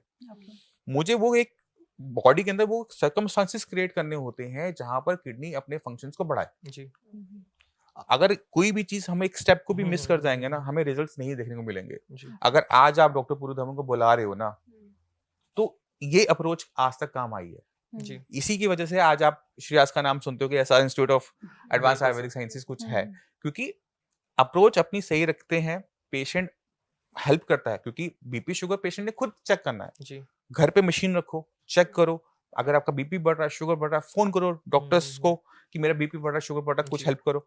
तो वहां पे पेशेंट का एक कॉन्टिन्यूस हमें आपको एक फीडबैक चाहिए होता है, जी क्योंकि अगर फीडबैक प्रॉपर मिल रहा है तो हमारी मेडिसिन को बदलना, डालना, करना बहुत इजी हो जाता है। तो डायलिसिस की स्टेज क्या रहती है? अगर आपके पास कोई एलोपैथी के बाद लगातार कंटिन्यू ट्रीटमेंट करा रहा है और वो लगातार डायलिसिस भी ले रहा है बट फिर भी उसको रिलीफ नहीं मिल पा रहा, हम्म तो आप कैसे उसको ठीक कर सकते हैं? देखो, डायलिसिस कब शुरू होता है? डायलिसिस तब शुरू होता है जब किडनी के फंक्शन इतने गिर जाएं कि बॉडी की सर्वाइवल पे बात आ जाए। ठीक है। ठीक है, तो किटनिन लेवल जब 8 को टच करना शुरू करता है तो डॉक्टर्स बोलते हैं कि अब आपकी डायलिसिस का टाइम आ गया है, अब आपको डायलिसिस आप शुरू करा- करो। जी ठीक है, तो वहां पर पहुंचते, वहां जब आप पहुंच गए ना, तो किडनी के पास अंदर, अगर आप किडनी के अंदर जाके देखोगे तो किडनी के अंदर कुछ बचा हुआ ही नहीं होता, अच्छा। कुछ नहीं बचा हुआ होता। हम्म। 90% किडनी खराब हो चुकी है, अब आपके पास 10% किडनी बची हुई है। जी। अब 10% किडनी से आप 20% तक का तो काम ले सकते हो, हम्म। 100% का काम ले नहीं सकते। तो आपको क्या करना चाहिए होता है कि अब जो 10% है पहले तो उसे प्रिजर्व करो, ठीक है। उसको कोई नुकसान ना हो। तो बीपी, शुगर कंट्रोल, हम्म। ठीक है। आपका जो डायलिसिस चल रहा है उसे चला के रखो, ठीक है। मान लो हफ्ते का 1 चल रहा है ना, उसे मेंटेन करो। अब आपका काम क्या है कि अपनी किडनी पे काम करना। ठीक है। बीपी शुगर कंट्रोल किया, किडनी की फंक्शनिंग बढ़ाई। अगर किडनी अपने फंक्शंस को बढ़ाती है तो डायलिसिस आपका रुक जाएगा। अच्छा। ओके। ठीक है, अगर आप उसमें फेल हो जाते हो, बीपी शुगर बढ़ा रहता है, तो आपका डायलिसिस कॉन्टिन्यूसली लाइफ टाइम हो जाता है, या फिर ट्रांसप्लांट का ऑप्शन आपको ऑप्ट करना पड़ता है। जी। आपके पास दूसरा कोई ऑप्शन नहीं रह जाता। यानी लास्ट स्टेज में आकर भी ये हो सकता है कि 1-2% ऐसे चांसेस हो कि डायलिसिस ना कराया जाए 50%। 50%। लास्ट स्टेज में हमारे आकर पास 50%। अगर कोई पेशेंट डायलिसिस वाला आ रहा है तो हम्म। 50% चांसेस लेके माइंड में रखे कि हम्म। डॉक्टर साहब बंद करवा देंगे। 90% के ओके। बाद ट्रांसप्लांट इंपॉर्टेंट है। हाँ, ट्रांसप्लांट देखो एज पे डिपेंड करता है। अब एक पेशेंट की एज है 60 साल, है ना, 60-70 साल का पेशेंट है, उसमें ट्रांसप्लांट काम नहीं करेगा। लेकिन अभी हमने देखा था लालू यादव ने भी कराई थी। अब वहां पे कंडीशन थोड़ी अलग है ना। ठीक है, वहां पे क्या कि देखो, आपके पास मनी है आप कर सकते हो, आपके पास मनी नहीं है तो आपके पास ऑप्शन नहीं रह जाता। और सही और गलत का होता है। आपने एक एग्जांपल दिया, तो सुषमा स्वराज का भी तो था, बिल्कुल। है ना। तो ट्रांसप्लांट अच्छी चीज है, खराब नहीं है, मैं जो पर्सनली मानता हूँ। डिपेंड करता है कि किडनी आ कहां से रही है। लालू जी ने ली है अपनी डॉक्टर बेटी की से, किडनी, बिल्कुल। है ना। सुषमा स्वराज जी ने जिनकी किडनी ली थी हमें पता नहीं है। जी। तो अगर आप अपनी फैमिली में किडनी ले रहे हो तो वो सर्वाइव करने के चांसेस ज्यादा हैं।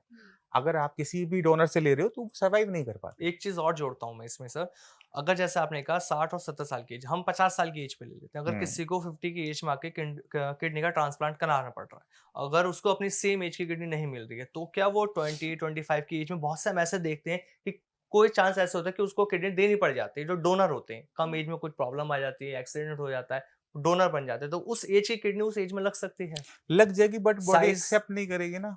साइज नहीं, मैंने ऐसे साइज मैटर केस नहीं सुने करता। कि 25 की एज का और 60 की एज आप में बात किडनी समझे, लगी थी। किडनी तो हेल्दी थी, बट जो किडनी ले रहा है उसके लिए ना वो किडनी ना फॉरेन बॉडी है, जी। ओके। तो बॉडी उस पे एक्शन लेती है, अच्छा। उसको बाहर निकालने की कोशिश करती है, रिजेक्ट करती है। जी। इसी वजह से जितने भी ट्रांसप्लांट के पेशेंट होते हैं उनको स्टेरॉइड पर रखा जाता है अच्छा। कि उनकी बॉडी किडनी को रिजेक्ट ना करे। हम्म।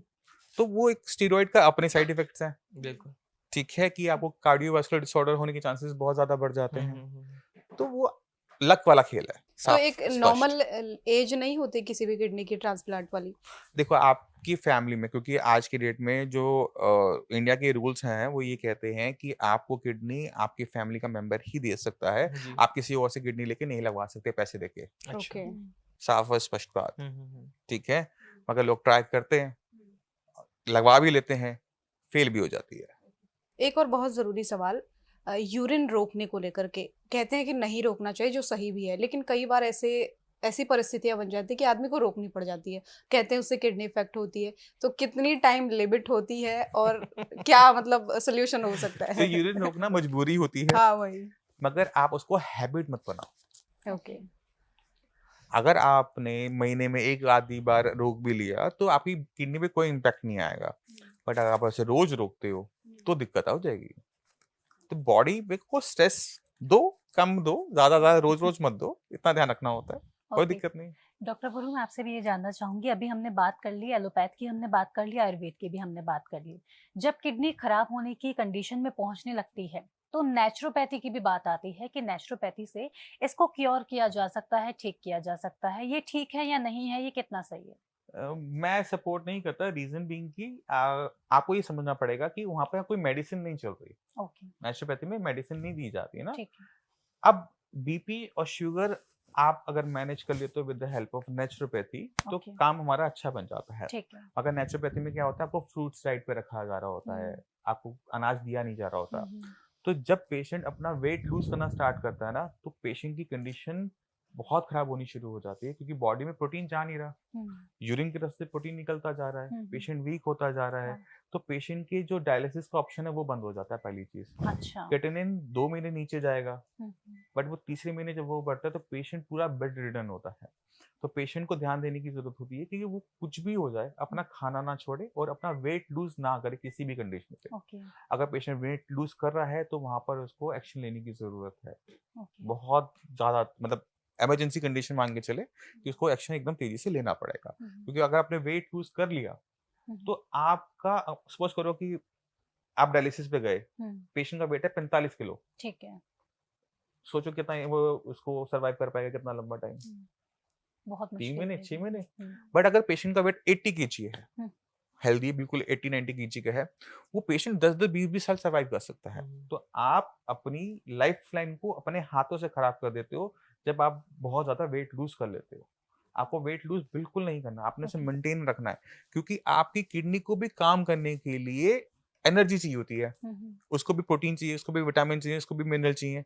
तो अगर आपकी बॉडी हेल्दी है तो खराब किडनी भी अच्छा काम कर जाएगी। बिल्कुल। अगर अच्छा। आपकी बॉडी वीक है, उसमें हम्म, अच्छी किडनी भी लगा दोगे ना, वो भी खराब हो वो भी जाएगी। खराब। तो बहुत ध्यान रखने की जरूरत है हाँ, किडनी को लेकर के। अगर हम नेचुरोपैथी पर जा रहे हैं तो बहुत सोच समझ कर हमको वेट जाना लूज चाहिए। नहीं करना। आप वेट, किसी भी पैथी में जाओ, आपने ओके, वेट लूज नहीं करना, आपने खाना प्रॉपर खाना है, बैलेंस डाइट खानी है। आपके खाने में प्रोटीन की मात्रा कम हो सकती है, बट विटामिन मिनरल्स आपको अच्छी मात्रा में लेने पड़ेंगे, कार्ब्स लेने पड़ेंगे। आपके पास कोई दूसरा ऑप्शन नहीं है, नहीं है, नहीं है। चलिए, जब डॉक्टर खाने साहब ये भी आपसे एक सवाल मैं बिल्कुल। इससे जुड़ा हुआ पूछना चाहूंगी डायलिसिस की, क्योंकि अभी हम बात कर रहे थे, तो मैं आपसे ये जानना चाहती हूँ कि अगर कोई इंसान सोचता है किडनी को लेकर के, क्योंकि आज के जो युवा हैं लगता है कि चलिए खा लेते हैं ना, क्या किडनी खराब होगी, क्या होगा, डायलिसिस हो जाएगा। अब इस लेवल तक अगर हम सोच लेते हैं तो किडनी जब खराब होने लगती है तो क्या डायलिसिस लाइफ टाइम ही लेना पड़ता है या एक दो डायलिसिस से काम हो सकता है? पहले हमने पहुंचना है क्यों?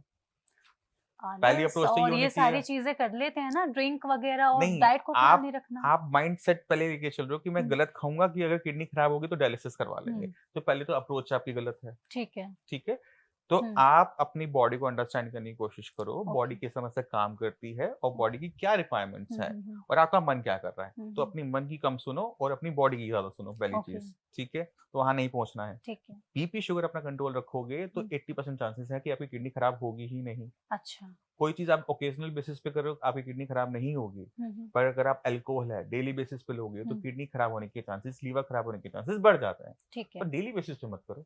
ओके। सर, जब जूस भी हम कंज्यूम करते हैं तो जूस में कहते हैं कि ग्लूकोज बहुत ज्यादा है, सबसे ज्यादा उसमें चीनी की मात्रा होती है, ग्लूकोज फ्रक्टोस, होता है, ग्लूकोज नहीं फ्रक्टोज फ्रक्टोस होता होता है। है। तो अगर हम जूस ज्यादा कंज्यूम करते हैं तो भी किडनी पर फर्क पड़ेगा? नहीं, इसमें ऐसे नहीं फर्क पड़ता, बट आपको ये समझने की जरूरत है कि जब भी हम फ्रूट्स को हम कंज्यूम करते हैं हम्म, तो किस चीज के लिए कंज्यूम कर रहे हैं, पहले उस चीज को समझो। ठीक है। उसमें विटामिन हैं, मिनरल्स हैं, हम्म, इसलिए हम इसे कंज्यूम कर रहे हैं। हम्म, बट उसके अंदर फाइबर है जो आप निकाल के अलग कर देते हो, हम्म, वो मत करो। ठीक भगवान है। ने दांत दिए ना, हम्म, तो उसको खाओ।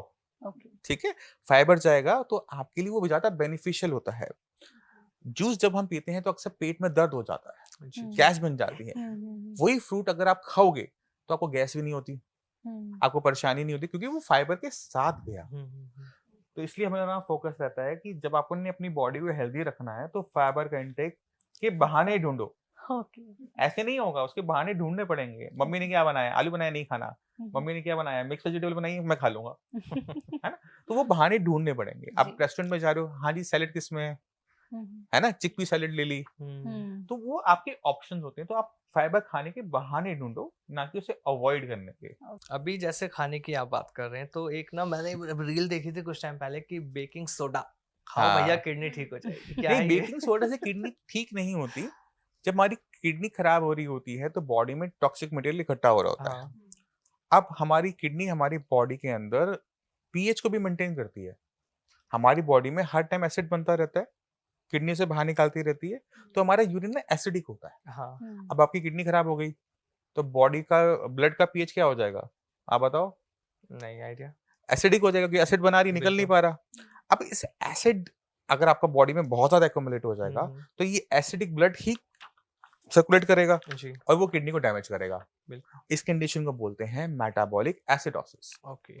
अब एसिड को हम तेजी से निकाल तो सकते नहीं है, जी। बट उसको वहीं पे बुझा तो सकते हैं। अच्छा। अब डाइल्यूट कर सकते आपको हैं। एसिडिटी होती, छाती में जलन हाँ, होती है, हाँ। तो आप सोडा पी लेते हो ना। बिल्कुल। हम बस वही सोडा इस्तेमाल कर रहे हैं जो आप ब्रेड बनाने में, ढोकला बनाने में इस्तेमाल करते हो। बेकिंग सोडा का यूज करते हैं और उससे क्या होता है, एसिड वहीं पे न्यूट्रलाइज हो जाता है जी, जी, जी। और किडनी खराब होना रुक जाती है, जो कि ओके। वो मेटाबॉलिक एसिडोसिस से हो रही थी। तो सिंपल सा है बट काम की चीज है। चाहे क्रेटिनिन लेवल की बात करें चाहे यूरिया लेवल की बात करें, तो नॉर्मल लेवल क्या होता है जिससे माना जाए कि हेल्दी हैं आप? देखो 0.6 to 1.1 lab to lab vary करता है, क्योंकि बहुत सारे तरीके हैं इसको टेस्ट करने के। तो क्रेटिनिन का जो लेवल है 0.6 होता है, किसी में 0.7 है, वो वेरी करता है। तो आपको देखना पड़ता है कि किस लैब से आप टेस्ट करवा रहे हो। मेल फीमेल में भी फर्क होता है, फीमेल्स में थोड़ा सा कम होता है, मेल्स में थोड़ा सा ज्यादा होता है, क्योंकि मसल मास ज्यादा होता है, इस वजह से क्रेटिनिन की जो नॉर्मल वैल्यूज हैं वो अलग वेरी करती हैं। यूरिया के भी जो लेवल्स हैं वो यही है, 30-40 के आसपास ही है। ओके। कहते हैं कि जो किडनी का पेशेंट होता है उसे पानी कम पीना चाहिए, या फिर डॉक्टर्स भी कहते हैं कि पानी कम पियो। मेरा ये एक नोन एडमिट था हॉस्पिटल में, तो उन्होंने कहा था कि पानी थोड़ा सा कम रखो, और उन्हें प्यास बहुत ज़्यादा लग रही थी। तो इसका क्या रीज़न होता है? देखो, क्या उस किडनी को रेस्ट देना रीज़न होता है या फिर क्या? नहीं, आपको 2 पर्पस समझने पड़ेंगे, पानी को रोकने के और पानी को पीने के, दोनों को समझना पड़ेगा। तो एक तरफ कुआँ है, एक तरफ खाई है। पानी ज़्यादा पियोगे, पैरों में भरेगा, लंग्स में भरेगा, लंग्स खराब होंगे, ठीक है? डायलिसिस के टाइम में दिक्कत आएगी। ज़्यादा पिया तो दिक्कत, कम पिया तो आपकी बॉडी के पास इतना पानी ही नहीं है कि वो यूरिन की फॉर्मेशन प्रॉपर तरीके से कर सके। तो उस केस के अंदर भी हमारा जो क्रेटिनिन लेवल है, यूरिया लेवल है, वो बढ़ना शुरू हो जाता है, क्योंकि किडनी खराब होनी शुरू होती है। क्योंकि किडनी का काम है रेगुलेट करना बॉडी के अंदर वेस्ट मटेरियल। अब इस पानी के अंदर मैं कितने चम्मच चीनी घोल सकता हूँ? 4, 6, इससे ज्यादा भरूंगा तो नीचे इकट्ठा हो जाएगा। अब बॉडी को आपने इतना ही पानी दिया था और उसे कहा कि इस पानी में पूरा साफ कर दो, पूरी बॉडी साफ कर दो, तो बॉडी नहीं कर पाएगी। ओके। बॉडी में डिहाइड्रेशन हो जाएगी, लेवल्स आपके जंप करना स्टार्ट कर देंगे। ओके। तो आप एक बहुत फाइन लाइन है कि कितना पानी आपने पीना है। तो इसका सिंपल सा तरीका ये होता है कि आपने एक टाइम में, अगर आपका डायलिसिस नहीं हो रहा, 100 ml से ऊपर नहीं पीना वन टाइम में, 1 कप, इससे ऊपर बिल्कुल भी इनटेक नहीं करना। फिर आपको प्यास लग रही है, गला सूख रहा है, होठ सूख रहे हैं, यानी बॉडी में पानी की कमी है, जी। तब दोबारा से रिफिल करो। बट मेक श्योर करो कि 2 कप के बीच में कम से कम 10 से 15 मिनट का गैप हो। ओके। उससे फायदा क्या होता है कि पानी बॉडी में धीरे धीरे जाता है, जी। एक्यूमुलेट नहीं होता। अगर आपकी बॉडी में पहले से भरा हुआ है, लेग्स में देख रहे हो स्वेलिंग आई हुई है, तो आपने पानी की मात्रा को कम रखना है, कम क्योंकि रखना ऑलरेडी आपके पास एक्स्ट्रा है ना। बिल्कुल, बिल्कुल। तो आपको सिर्फ होठ गीले करने, मुंह गीला करना है। जी, जी। इससे ज्यादा इनटेक करोगे तो पानी और एक्स्ट्रा भर जाएगा, फिर वो कॉम्प्लिकेशंस को क्रिएट करेगा। तो वहां पर आपको पानी को कट डाउन करना होता है। तो ये तो उन पेशेंट के लिए जिनका डायलिसिस नहीं हो रहा। ओके। जिन पेशेंट्स में डायलिसिस हो रहा होता है, तो डायलिसिस के टाइम में बॉडी में जो एक्स्ट्रा पानी है उसको भी निकाला जाता है, जी, जी। क्योंकि अगली बारी आएगी 2 दिन बाद, 3 दिन बाद, हफ्ते बिल्कुल, बाद। बिल्कुल। तो बॉडी में क्या करते हैं कि पानी को निकाल देते हैं। अब उस केसेस के अंदर जो आपको पानी का इंटेक करना होता है वो है 1/2 कप ऑफ वाटर एक टाइम में। और सेम हम फंडामेंटली यूज करेंगे 10-15 मिनट बाद, फिर हम आधा कप ले सकते हैं, बट एक साथ खूब सारा पानी नहीं पीते। जी। अब दिन में कितने कप हमने पानी पी लिया, मैं उसको एडवाइस नहीं करता, जी। या आप उसे कंट्रोल करो कि 1 लीटर 1.25 लीटर, क्योंकि मैक्सिमम पेशेंट का काम ना कम से कम पानी में ऑटोमेटिक तरीके से हो जाता है। किडनी को इतना पानी मिल जाता है कि वो फ्लशिंग अच्छे से कर सके, जी। क्रेटिनिन लेवल भी डाउन हो जाए, यूरिया लेवल भी डाउन ठीक बना रहे, और आपकी बॉडी में कोई खराब इम्पैक्ट आता भी नहीं है। सर एक बार फिर से प्रोटीन पर आते हैं। अभी थोड़ी देर पहले हम बॉडी के प्रोटीन के बारे में बात कर रहे थे। अगर कोई किडनी पेशेंट है हाँ और उसकी बॉडी में प्रोटीन की मात्रा कम हो गई है, अब हाँ। उसे हम कैसे प्रोटीन की मात्रा दें, बढ़ाएं कैसे बॉडी? आपको 2 चीजें करनी पड़ेगी। एक तो आपको फूड में प्रोटीन की मात्रा बढ़ानी पड़ेगी, और वो अगर उसको प्रोटीन वो होना शुगर भी चाहिए। है, हाँ, और अगर उसको शुगर भी है, तो शुगर का प्रोटीन से क्या लेने देना। फ्रूट किस तरीके से उसको देंगे फिर? नहीं, फूड तो देना ही पड़ेगा, फूड के बिना सर्वाइव कैसे करेंगे। और शुगर मेंटेन करते हुए खाना देना है, ये हम बात कर सकते हैं कि खाने के अंदर दालें अच्छी हों, दालें ऐसी हों जो जल्दी डाइजेस्ट हो जाएं। तो हमें क्या देना, मूंग की दाल देनी है, हम नहीं देंगे काली दाल, है ना। पंजाबी दालें नहीं खाएगा, मूंग की दाल खा लेगा। नॉन वेज नहीं देंगे। आप उसको घर का बना हुआ छेना दे सकते हैं। नॉनवेज मार्केट क्यों नहीं देंगे? नॉनवेज इसलिए नहीं देते क्योंकि उसमें प्रोटीन जो होता है वो कॉम्प्लेक्स प्रोटीन होता है, हैवी प्रोटीन होता है। अगर आपने कॉम्प्लेक्स हैवी प्रोटीन खाया तो वो पूरी बॉडी उसे एब्जॉर्ब नहीं कर पाती, और प्रोटीन को बॉडी में लगाने के लिए उसे छोटे छोटे हिस्सों में डिवाइड करना पड़ेगा, डाइजेशन से जाना पड़ेगा। अगर कोई चीज कॉम्प्लेक्स है, बड़ी है, उसे तोड़ रहे हो तो उसमें वेस्ट मटेरियल ज्यादा बनेगा। बिल्कुल। अब आपकी किडनी तो काम कर नहीं रही, तो एक्यूमुलेट हो जाएगा, तो नहीं चाहिए ना हमें वेस्ट मटेरियल। तो तो हम दालें वो ही वो बताइए फिर वो आप। वो खाएंगे जो जिसमें वेस्ट मटेरियल हमारा कम बने। तो दालें हैं, पनीर है, वो लिया जा सकता है। बाकी उसमें हम प्रोटीन पाउडर भी सजेस्ट कर सकते हैं डिपेंडिंग अपॉन कंडीशन क्या है। अब प्रोटीन आपकी बॉडी में कम क्यों हो रहा है वो इंपॉर्टेंट है। आप दो चीजें हो सकती हैं, या तो आप यूरिन के रास्ते प्रोटीन बहुत हैवी आउटफ्लो कर रहे हो, ठहर नहीं पा रहा, तो उसको भी आपको कंट्रोल करना पड़ेगा। आपने यूरिन के रास्ते कंट्रोल किया, खाने में इंटेक को ठीक रखा, तो वो ब्लड में बढ़ जाएगा। अगर आपने खा लिया और यूरिन में कंट्रोल नहीं किया, तो आपने जो खाया पिया वो निकल जाएगा। तो ये इंपॉर्टेंट हो गया। तीसरी एक और इंपॉर्टेंट चीज होती है जो कि हम अपनी प्रैक्टिस में देखते हैं। उसमें क्या होता है कि अगर आपका थायराइड खराब है, टीएसएच खराब है, तो भी आपका प्रोटीन बॉडी में कम होता है। अब थायराइड जो हमारा हार्मोन है ना, ये बॉडी में मेटाबॉलिज्म को कंट्रोल कर रहा होता है, यानी आपने जो खाना खाया कैसे डाइजेस्ट होगा वो कंट्रोल कर रहा होता है। तो अगर थायराइड बिगड़ गया, आपका टीएसएच बढ़ गया, तो भी आपकी बॉडी में प्रोटीन की दिक्कत देखने को मिल जाती है, स्वेलिंग देखने को मिल जाती है। तो जब भी पेशेंट आता है, हम तो फिक्स थायराइड का टेस्ट करवाओ, ठीक है, यूरिन का टेस्ट करवाओ, कितना प्रोटीन लॉस हो रहा है, और उसको ना हर महीने देखना भी पड़ता है कि वो कम हुआ ये नहीं हुआ, प्रोटीन देते हुए। और ये भी ध्यान रखना कि प्रोटीन से क्रिएटिनिन ना बढ़ जाए। तो हाँ, तो बहुत फाइन बैलेंस बनाना पड़ता है कि ना क्रिएटिनिन बढ़े, बॉडी में प्रोटीन भी पूरा हो जाए, और कॉम्प्लिकेशन पेशेंट को कोई आए नहीं। आपके सामने पूर्व धवन किस तरह के चैलेंज अभी तक आए, किसी भी पेशेंट को लेकर कौन सा सबसे बड़ा चैलेंज रहा? लोग चैलेंजेस तो हर हफ्ते आते हैं, कोई ना कोई केस ऐसा होता है, यार इसको लें ना लें, छोड़ दें, ये बहुत होता है। पेशेंट का भी कह रहा होता है कि लेवल आ रहा है 22 का पहुंचा हुआ है क्रिएटिनिन का। अब पेशेंट आ रहा है कह रहा है डॉक्टर साहब मुझे डायलिसिस नहीं करवाना, जो मर्जी हो जाए मैं नहीं करवाऊंगा। ऐसे पेशेंट को हैंडल करना सबसे मुश्किल काम होता है। उनको हाथ जोड़ के बोलना पड़ता है, भाई साहब पहले अपनी जिंदगी बचा लो, पहले डायलिसिस करवा लो, खून थोड़ा सा साफ कर लो कि 2-4 दिन तुम जिंदा तो रह सको, बिल्कुल। फिर मैं आपको ट्रीटमेंट दे दूंगा। मैं कहाँ कहीं जा रहा हूँ, मैं तो वहीं हूँ। तो ऐसे पेशेंट आते हैं ना, इनको हैंडल करना एक डॉक्टर के लिए सबसे डिफिकल्ट होता है, क्योंकि उनके माइंड में परसेप्शन होती है कि डॉक्टर के पास जाएंगे, डॉक्टर दवाई देगा, मैं 2 दिन में ठीक हो जाऊंगा। आप उनको कौन समझाए, भाई जितने दिन में दवाई काम करेगी उतना टाइम तुम्हारे पास भी तो हो। सही बात। तो उनको आपको फटाफट कहना होता है कि आप जाके डायलिसिस करवाओ। पेशेंट जो बहुत वीक हो चुके होते हैं, पेशेंट आते हैं, डॉक्टर साहब हम उबली हुई सब्जी खाते हैं, घिया तोरी हल्दी नमक के साथ, और कुछ नहीं खाते। अच्छा। ठीक है, हाँ। वेट था 80 किलो, अब ये खाना खाते खाते वेट हो गया 50 किलो, अब अच्छा। सिर्फ हड्डियां निकली पड़ी हैं। अच्छा। अब पेशेंट कहता है मेरा क्रिएटिनिन लेवल 8 पहुंचा हुआ है, अब मुझे आप ठीक कर दो। अब उसकी बॉडी में ना विटामिन मिनरल्स की इतनी डेफिशिएंसी हो चुकी है कि आप उसको पूरा करो, उसकी उसकी किडनी पे काम करो, कहाँ काम करो, वो आपके लिए ना एक वो हो जाता है, क्विज बन जाता है, चैलेंज बन जाता है कि किस चीज को हैंडल करो, हाँ। पेशेंट को जिंदा रखना है या पेशेंट की किडनी ठीक करनी है। बिल्कुल। ये ऑप्शन हमारे पास आ जाते हैं, तो वहाँ चीजें बहुत डिफिकल्ट हो जाती हैं। और इसलिए मैं है कैसे डील कर पाते हो सर?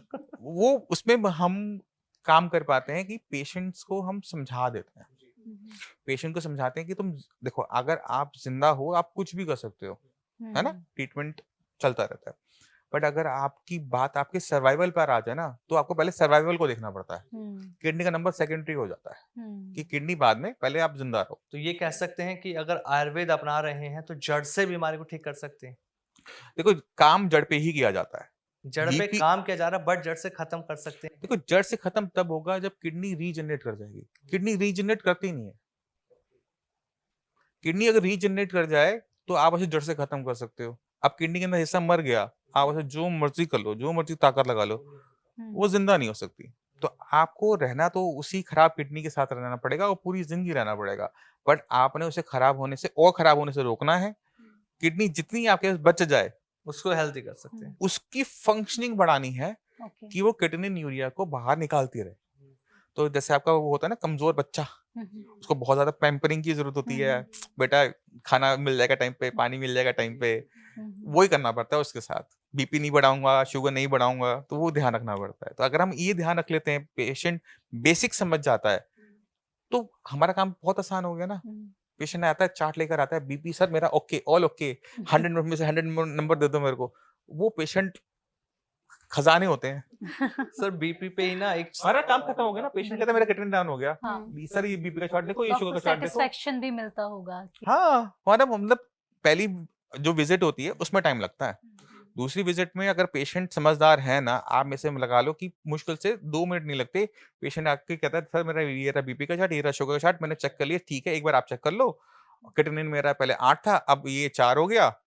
मैं कहा ठीक है, मेडिसिन रिपीट जाओ। कुछ होता ही नहीं करने को। तो हमारा काम भी आसान हो गया, पेशेंट भी हैप्पी हो गया कि ठीक है, आई एम हेल्दी। वेट हम हर बार चेक करते हैं कि अगर आप 80 पे आए हो तो 80 प्लस हो जाए, 80 माइनस ना जाए। माइनस खतरनाक है। 79 नहीं, 79 आया, 78 आया और हम शुरू हो गए कि आप खाने में क्या खा रहे हो, क्या नहीं खा रहे हो, वो हम शुरू हो जाएंगे फिर। बीपी पे एक सवाल और ले लेता हूँ मैं आपसे। बीपी की जब प्रॉब्लम किसी को हो जाती है ना, हाई बीपी की, तो उसको डेली टैबलेट लेनी पड़ती है। वो हाँ। बिना टैबलेट के नहीं रह पाता। और बिल्कुल। जब ज्यादा लगातार कंटिन्यू टैबलेट खाते ना, सबसे पहले किडनी पे वो इफेक्ट कर लेते नहीं, बीपी का मेडिसिन का असर किडनी पे डायरेक्ट नहीं होता, डिपेंड करता है कि आप कौन सा सॉल्ट इनटेक कर रहे हो। ठीक है। अब बीपी जो है वो लाइफस्टाइल डिसऑर्डर है, हैं। यानी आपने गलत तरीके से खाना खाया था, झेल रहे हैं आपने जिंदगी। एक्सरसाइज नहीं करी, तो पहली इसकी वजह से आपको बीपी हुआ ना, या फिर तीसरा स्ट्रेस। ये 3 फैक्टर रहे होंगे, ये लाइफस्टाइल बिल्कुल डिसऑर्डर है बिल्कुल ट्रू। 3। तो आप उस पे काम करोगे ना। आप दवाई क्यों खाओगे? जैसे मान लो कि एक पेशेंट की एज है 35 साल, उसका बीपी हाई आ रहा है। एक डॉक्टर का क्या फर्ज बनता है या पेशेंट का क्या फर्ज बनता है? सबसे पहले अपने डाइट को ठीक करेगा। नहीं, पहले ये चेक करना है कि बीपी उसका लाइफस्टाइल से कितनी जल्दी मैनेजेबल है। अच्छा, ये टेस्ट में पता लगता है। पेशेंट डॉक्टर के एक्सपीरियंस से पता लगता है। ओके। हर चीज के टेस्ट नहीं होते। ठीक है, ये आपसे ही मैं जानता हूँ सर, ने कैसे पता लगे एक अगर पर्सन आपके पास आ रहा है। देखो, उसमें हमें क्या करना पड़ेगा, बीपी कितना बढ़ा हुआ है वो देखना पड़ेगा। अगर हमें लगता है कि वहाँ पे मेडिसिन की जरूरत है तो वहाँ पे मेडिसिन प्लेस कर दी जाए, या फिर वहाँ पर मेडिसिन प्लेस कर दी जाए आयुर्वेद की। हमें पता है कि लॉन्ग टर्म में कोई नुकसान होने वाला है नहीं। ठीक है, 5-10 पॉइंट तो नीचे ले आएगी। अगर मान लो उससे ज्यादा है तो वहां पर लाइट मेडिसिन सपोर्टिंग हमने डाल दी। ठीक है, होम्योपैथी बहुत अच्छा वर्क कर जाती है, क्योंकि आपको ये भी देखना पड़ता है कि बीपी ओरिजिनेट कहाँ से हो रहा है। हमारी बॉडी में 3 ऑर्गन है जो बीपी कंट्रोल करते हैं, आपका ब्रेन, आपका हार्ट और आपकी किडनीज। इशू कहाँ पर है, तो उसके हिसाब से फिर मेडिसिन दी जाती है, मेडिसिन को प्लेस किया जाता है। अब बीपी की आपको आपको स्ट्रेस बना हुआ है, आपका बीपी हाई है, आप खा रहे हो हार्ट के लिए मेडिसिन कि मेरा हार्ट स्लो डाउन हो जाए, मेरा बीपी कंट्रोल में आ जाए, तो काम तो कर जाएगा, बट कब तक, है ना। अब आपको स्ट्रेस है, स्ट्रेस को तो रिलीव करना ही पड़ेगा ना, वरना आज बीपी बचा लिया, कल को कुछ और खराब होगा। तो आपको ये समझना पड़ता है कि आयुर्वेद की ना अप्रोच बहुत सिंपल सी है। पहले आइडेंटिफाई करो जड़ क्या है, आइडेंटिफिकेशन, फिर उसकी रेक्टिफिकेशन, उसको वहां से हटाओ। स्ट्रेस है, स्ट्रेस हटाओ। कार्डिक इशू है तो उसको उस पे काम करो, बीपी है उसको सॉल्व करो। तो आपको हमेशा आयुर्वेद के प्रिंसिपल के हिसाब से बिल्कुल उसके रूट कॉज पे जाना पड़ता है और वहीं पे काम करना पड़ता है। अगर आप वो नहीं करते, कोई भी पैथी इसको मतलब इग्नोर करता है, तो वो जो ट्रीटमेंट होता है वो सिम्टोमेटिक होता है, यानी मैंने मेडिसिन दी, कंट्रोल में आया, कल फिर जरूरत पड़ेगी मैं कल दूंगा, तो वो क्योर नहीं होता। क्योर तब है जब उसकी जड़ को वहां से रिमूव कर दिया जाए। अच्छा, मान लीजिए कोई किडनी पेशेंट है, अब वो ठीक भी हो गया है, तो क्या कितने चांसेस है कि उसको दोबारा किडनी की प्रॉब्लम हो सकती है, या फिर कौन सी चीजें सख्त उसके लिए मना होनी चाहिए बच्चा हमेशा के लिए? कमजोर है, ध्यान तो देना ही पड़ेगा उसके ऊपर।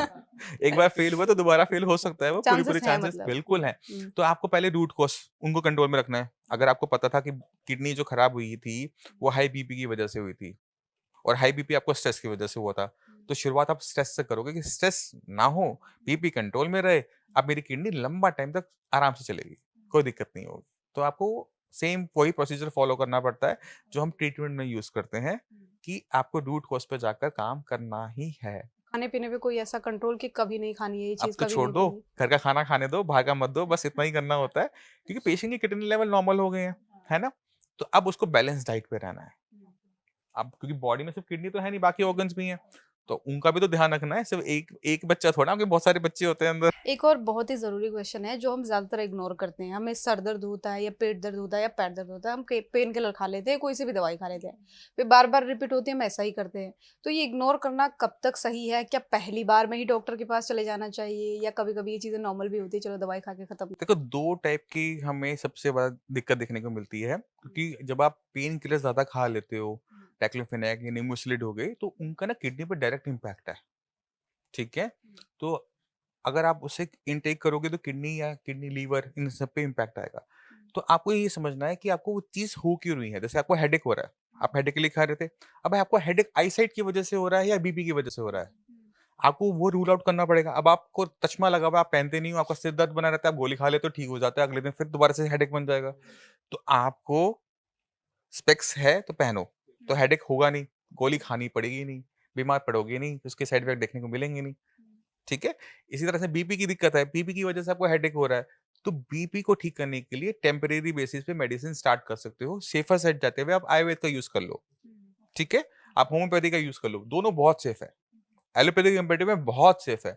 आप उसको स्टार्ट करते हो, आपका मैनेजमेंट हो गया, ठीक है। नहीं हुआ तो लास्ट ऑप्शन आप एलोपैथी अपने हाथ में रख लो कि मैं इसको भी टेम्परेरी बेसिस पे शुरू करते हैं, और अपने लाइफस्टाइल को चेंज करना शुरू करो। खाने में देखो क्या खा रहे हो, लेकिन खाने में आप भुजिया, अचार, पापड़ ये तो नहीं ज़्यादा खा रहे कि सॉल्ट इंटेक ज़्यादा कर जाते हो, शूट अप कर जाता है, तो आपको वो देखना पड़ेगा।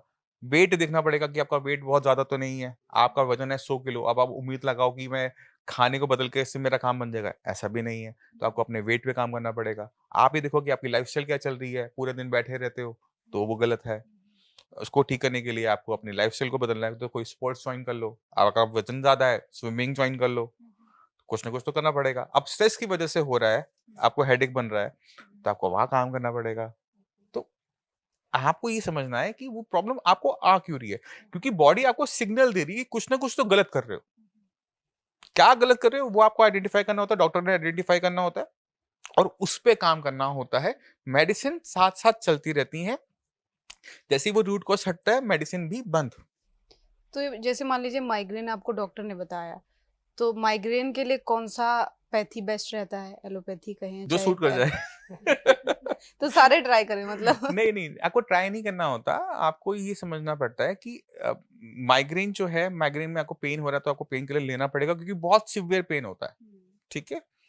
अब आपको माइग्रेन हो रहा है, माइग्रेन में जो इसका ओरिजिनेट हम मानते हैं कि कहाँ से ओरिजिन होती है, उसको आपको आपकी इंटेस्टाइन, गट और मेटाबॉलिज्म से ही इसको बताया गया है आयुर्वेद में भी, और इस पर भी रिसर्च हुई है, जहाँ पर मॉडर्न साइंस ने भी माना है कि माइग्रेन जो पेन है वो आपको हो हेड में रहा है, बट इसका जो ओरिजिन है वो आपका इंटेस्टाइन, आपका जीआईटी ट्रैक ही है, ठीक है? अब आप चाय का इंटेक करते हो, चाय आपको सूट नहीं करती, तो हो सकता है कि उसकी वजह से आपको माइग्रेन बन जाता है। पर डॉक्टर गुरु, बहुत से लोग तो कहते हैं सर दर्द हो रहा है, चाय पिला चाय दो, पी ठीक लो हो और सही हो जाएगा। जाता है। नहीं देखो, उसमें क्या है, चाय के अंदर हाँ, दूध है, हाँ। दूध आपको सूट करता है, वेल एंड गुड। सूट नहीं करता तो वो आपको गैस बनाएगा, ओके, ठीक है? तो ठीक वो है। आपको आइडेंटिफाई करना पड़ता है, क्योंकि हमने इस पॉडकास्ट की शुरुआत में भी कहा था कि हर बॉडी दूसरी बॉडी से अलग है। अलग है, तो बिल्कुल। जो चीज आपको सूट करती है वो जरूरी नहीं है सबको सूट करे। हम्म, जैसे हर किसी के अपने दोस्त होते हैं, किसी का दूसरे का दोस्त आपका दोस्त बन जाए वो जरूरी नहीं होता। हाँ, इसी तरह से खाने के साथ भी है। तो ओके, आपको अपने खाने में जो अपने दोस्त होते हैं कि मुझे एप्पल पसंद है, या फिर वो आपको सिलेक्ट करने पड़ते हैं, ओके। ऑप्शन नहीं है आपके तो पास। जो लोग ये कहते हैं कि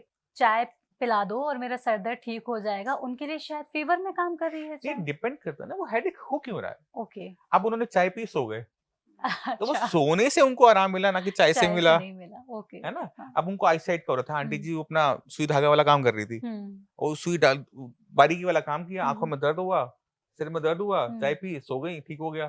तो आप चश्मा बनवाओ, स्पेक्स बिल्कुल, लगाओ। अब बीपी आपका शूट अप हुआ, घर में लड़ाई हुई थी, हम्म, बीपी शूट अप कर गया। अब आपका क्या फर्ज बनता है, दवाई खाना या घर में लड़ाई क्यों हुई उसको सॉल्व करना? दोनों, दोनों, दोनों बनता है। बिल्कुल। रोज रोज ना हो, हाँ, है सही ना? बात है। और मेडिसिन से हाँ ठीक है मैनेज कर लिया उसको। डॉक्टर गुरु ये भी कहते हैं कि किडनी बीन, जिसे हम राजमा के नाम से जानते हैं, वो किडनी के लिए बहुत अच्छा नहीं होता नहीं, है। ऐसा कुछ नहीं है, बिल्कुल गलत है ये तो। अच्छा, ये आयुर्वेद के कॉन्सेप्ट सुने हुए नहीं, हैं। आयुर्वेद के कंसेप्ट गलत सुने हुए हैं आपने, जिससे भी सुने हैं आपने, अच्छा, उनको चेंज करने की जरूरत है। बहुत यूनिक सा सुना है। राजमा कोई रिलेशनशिप नहीं है कि किडनी के साथ, शेप दोनों की सेम है तो इसलिए हम किडनी बीन्स बोल देते हैं। बट इससे ज्यादा कोई रिलेशनशिप नहीं है। खाने का मैंने समझाया ना, डायरेक्ट कभी भी नहीं है, इनडायरेक्ट बहुत है। आपने खाने में नमक खाया, बीपी बढ़ गया, आपने खाने में शुगर ज्यादा इंटेक करी, शुगर बढ़ गई, उसका इम्पैक्ट आएगा किडनी पे। किडनी पे कोई भी चीज डायरेक्ट तो पहुंचती नहीं ना, डाइजेशन के बाद पहुंचती है।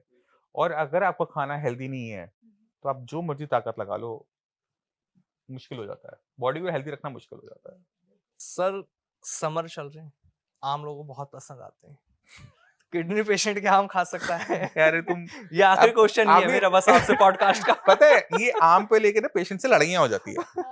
पेशेंट आता है यूपी से, जी उसके होते हैं आम के बाग, हाँ, हैं वो कह रहे हैं मेरे आम के बाग है, मैं आम ना खाऊं।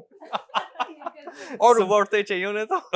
हाँ, अब वहां पे ना पेशेंट को संभालना और समझाना एक जी। और बड़ा टास्क हो जाता है। मैंने कहा आपके आम के बाग हैं, आप बेचो, खाओ हाँ। नहीं। आम में क्या होता है कि जितने भी फ्रूट्स होते हैं सिट्रिक, चाहे आपका वो कीनू हो, ऑरेंजेस हो, मैंगोज हो, ग्रेप्स हो, जितने भी खट्टे फल है ना, इनके ना नेचुरल तरीके से एस्कॉर्बिक एसिड, सिट्रिक एसिड की मात्रा ज्यादा है। उधर आप सोडा की गोली खा रहे हो कि किडनी खराब ना हो, इधर से आप खट्टा खा रहे हो टेस्ट के लिए। तो होता ही है कि जो हम मेडिसिन खा रहे होते हैं सोडियम बाइकार्बोनेट की, वो उस खटास को न्यूट्रलाइज कर रही होती है, ब्लड के एसिड तक पहुंच ही नहीं पाती। वहां पे हमारी प्रॉब्लम क्रिएट हो जाती है कि आपने मेडिसिन दी, वो काम ही नहीं करी और कंडीशन किडनी की खराब हो गई, स्पीड से खराब हो गई। आप रफली मान के चलो कि साल में एक पेशेंट ऐसा आता है जिसको आम लिखा हुआ है कि नहीं खाना, हाँ, वो फिर भी खाएगा। और क्यों खाएगा? क्योंकि आम मीठा था, जी। मैंने उनको खिलाया तो उन्होंने कहा मीठा है इसलिए मैंने खा लिया। और लेवल ऐसे जंप करते हैं, जैसे लेवल 2 था वो सीधा 6, 8। इतना खतरनाक है? हाँ, आपने एक बार मैंगो खाया और चांसेस हैं कि आपकी किडनी पे उसका बहुत इंपैक्ट होगा। और सर्दियों में भी एक केस बहुत होता है, वो है क्या? गुड़ वाले। अच्छा। पेशेंट बिल्कुल ठीक ठाक चल रहा था, जी। पेशेंट को पता नहीं क्या हुआ कि मैं गुड़ शक्कर खा लूं अपना सर्दियों हाँ का। सर्दियों में, और वो खाता है और वो सीधा हॉस्पिटल पहुंच जाता है क्योंकि पोटेशियम के लेवल ऐसे शूट अप करते हैं जी। कि डॉक्टर के पास ऑप्शन नहीं बचता कि पेशेंट के डायलिसिस के अलावा, ओहो। कि पोटेशियम डाउन करने के लिए डायलिसिस करवाओ, वरना पेशेंट चला जाएगा। तो ऐसे 2 चीजें खतरनाक है, मैंगोस और गुड़। एक गुड़, सर्दियों तो में ये गुड़। जो भी हाँ। पॉडकास्ट देख रहा है उन्हें खास तौर पर ध्यान रखना, अगर किडनी की बीमारी है तो गर्मियों में आम और सर्दियों में गुड़ नहीं गुड़, खाना। हाँ। नहीं, बाकी चीजों पे भी बहुत ध्यान रखना होता है। सिट्रिक्स जितने भी फ्रूट हैं, ऑरेंजेस हैं, आपके ग्रेप्स हो गए, नहीं खाने। डॉक्टर साहब ने जो बताया है वो नहीं खाना है। मेरे से पूछो क्यों, नेट पे सर्च करो, अपनी पढ़ाई पक्की करो, फिर मन करे ना खाने का तब खाना। तो क्या है ना, अब जानबूझ के की हुई गलती है तो आप किसी की तरफ उंगली नहीं उठा पाओगे। आपको पता है कि आपने गलती की थी, अब जो भुगतान कर रहे हो आप खुद अपनी गलतियों की वजह से कर रहे हो। तो अगर आपका कुछ भी ऐसे खाने का मन है तो कृपा करके अपनी R&D, मेरी R&D दोनों को यूज कर लो, फिर उसके बाद उस पर एक्शन लेना। खाना है या नहीं खाना, नहीं खा पाओगे। सर आखिर में आप हमारे व्यूअर्स के लिए क्या मैसेज देना चाहेंगे इस पॉडकास्ट में? देखो, हमने शुरुआत की थी इस पॉडकास्ट की हेल्दी रहने से, तो उसी को रिवाइज करते हैं। हाँ। और हेल्दी कैसे रहना है उसको हम अंडरस्टैंड करने की कोशिश करते हैं। तो 2 हेल्थ है हमारी, फिजिकल हेल्थ और मेंटल हेल्थ। दोनों पे काम करना है, एक साथ करना है, और दोनों को आपस में ऐसा करना है कि आप फिजिकल कर रहे हो बट मेंटल हेल्थ अपने आप अच्छी चल रही है। तो वो है आपकी हॉबीज, स्पोर्ट्स, उसको आप ज्वाइन करो, उसको आप करो। खाना हेल्दी खाओ, वैरायटी ऑफ फूड रखो, किसी फिक्स डाइट पे मत रहो कि मैंने सिर्फ मिलेट्स खाने, मैंने अनाज नहीं खाना, मैंने गेहूं नहीं खानी, ऐसा मत करो। 30 से 40 टाइप की वेजिटेबल एंड फ्रूट आप इनटेक करो, और जितने आप हैप्पी रहोगे, जितना आप स्ट्रेसफुल लाइफ से दूर रहोगे, उतना आपके लिए अच्छा है। और लाइफ में अपनी हेल्थ को प्रायोरिटी पे रखो। लोग क्या करते हैं, पैसे को प्रायोरिटी पे रख लेते हैं, काम को प्रायोरिटी पे रख लेते हैं। हाँ, तो उसको बिल्कुल। एक स्टेप नीचे, सिर्फ एक स्टेप नीचे, आप सुबह उठे, अपने हेल्थ पे काम किया, फिर जो मर्जी करो, शाम को अपना दोबारा से हेल्थ पे आ जाओ। अगर आप ये सारी चीजें कर लेते हो तो आप बीमार पड़ोगे ही नहीं, मेरे पास आना ही नहीं पड़ेगा। अच्छा रहेगा ना। थैंक यू सर, बहुत मजा आया इस पॉडकास्ट में आपके साथ। जो भी मिथ्स है वो क्लियर हुए, और हेल्दी लाइफस्टाइल कैसे जीना वो आपने हमें बताया। Thanks for coming sir, thank you so much.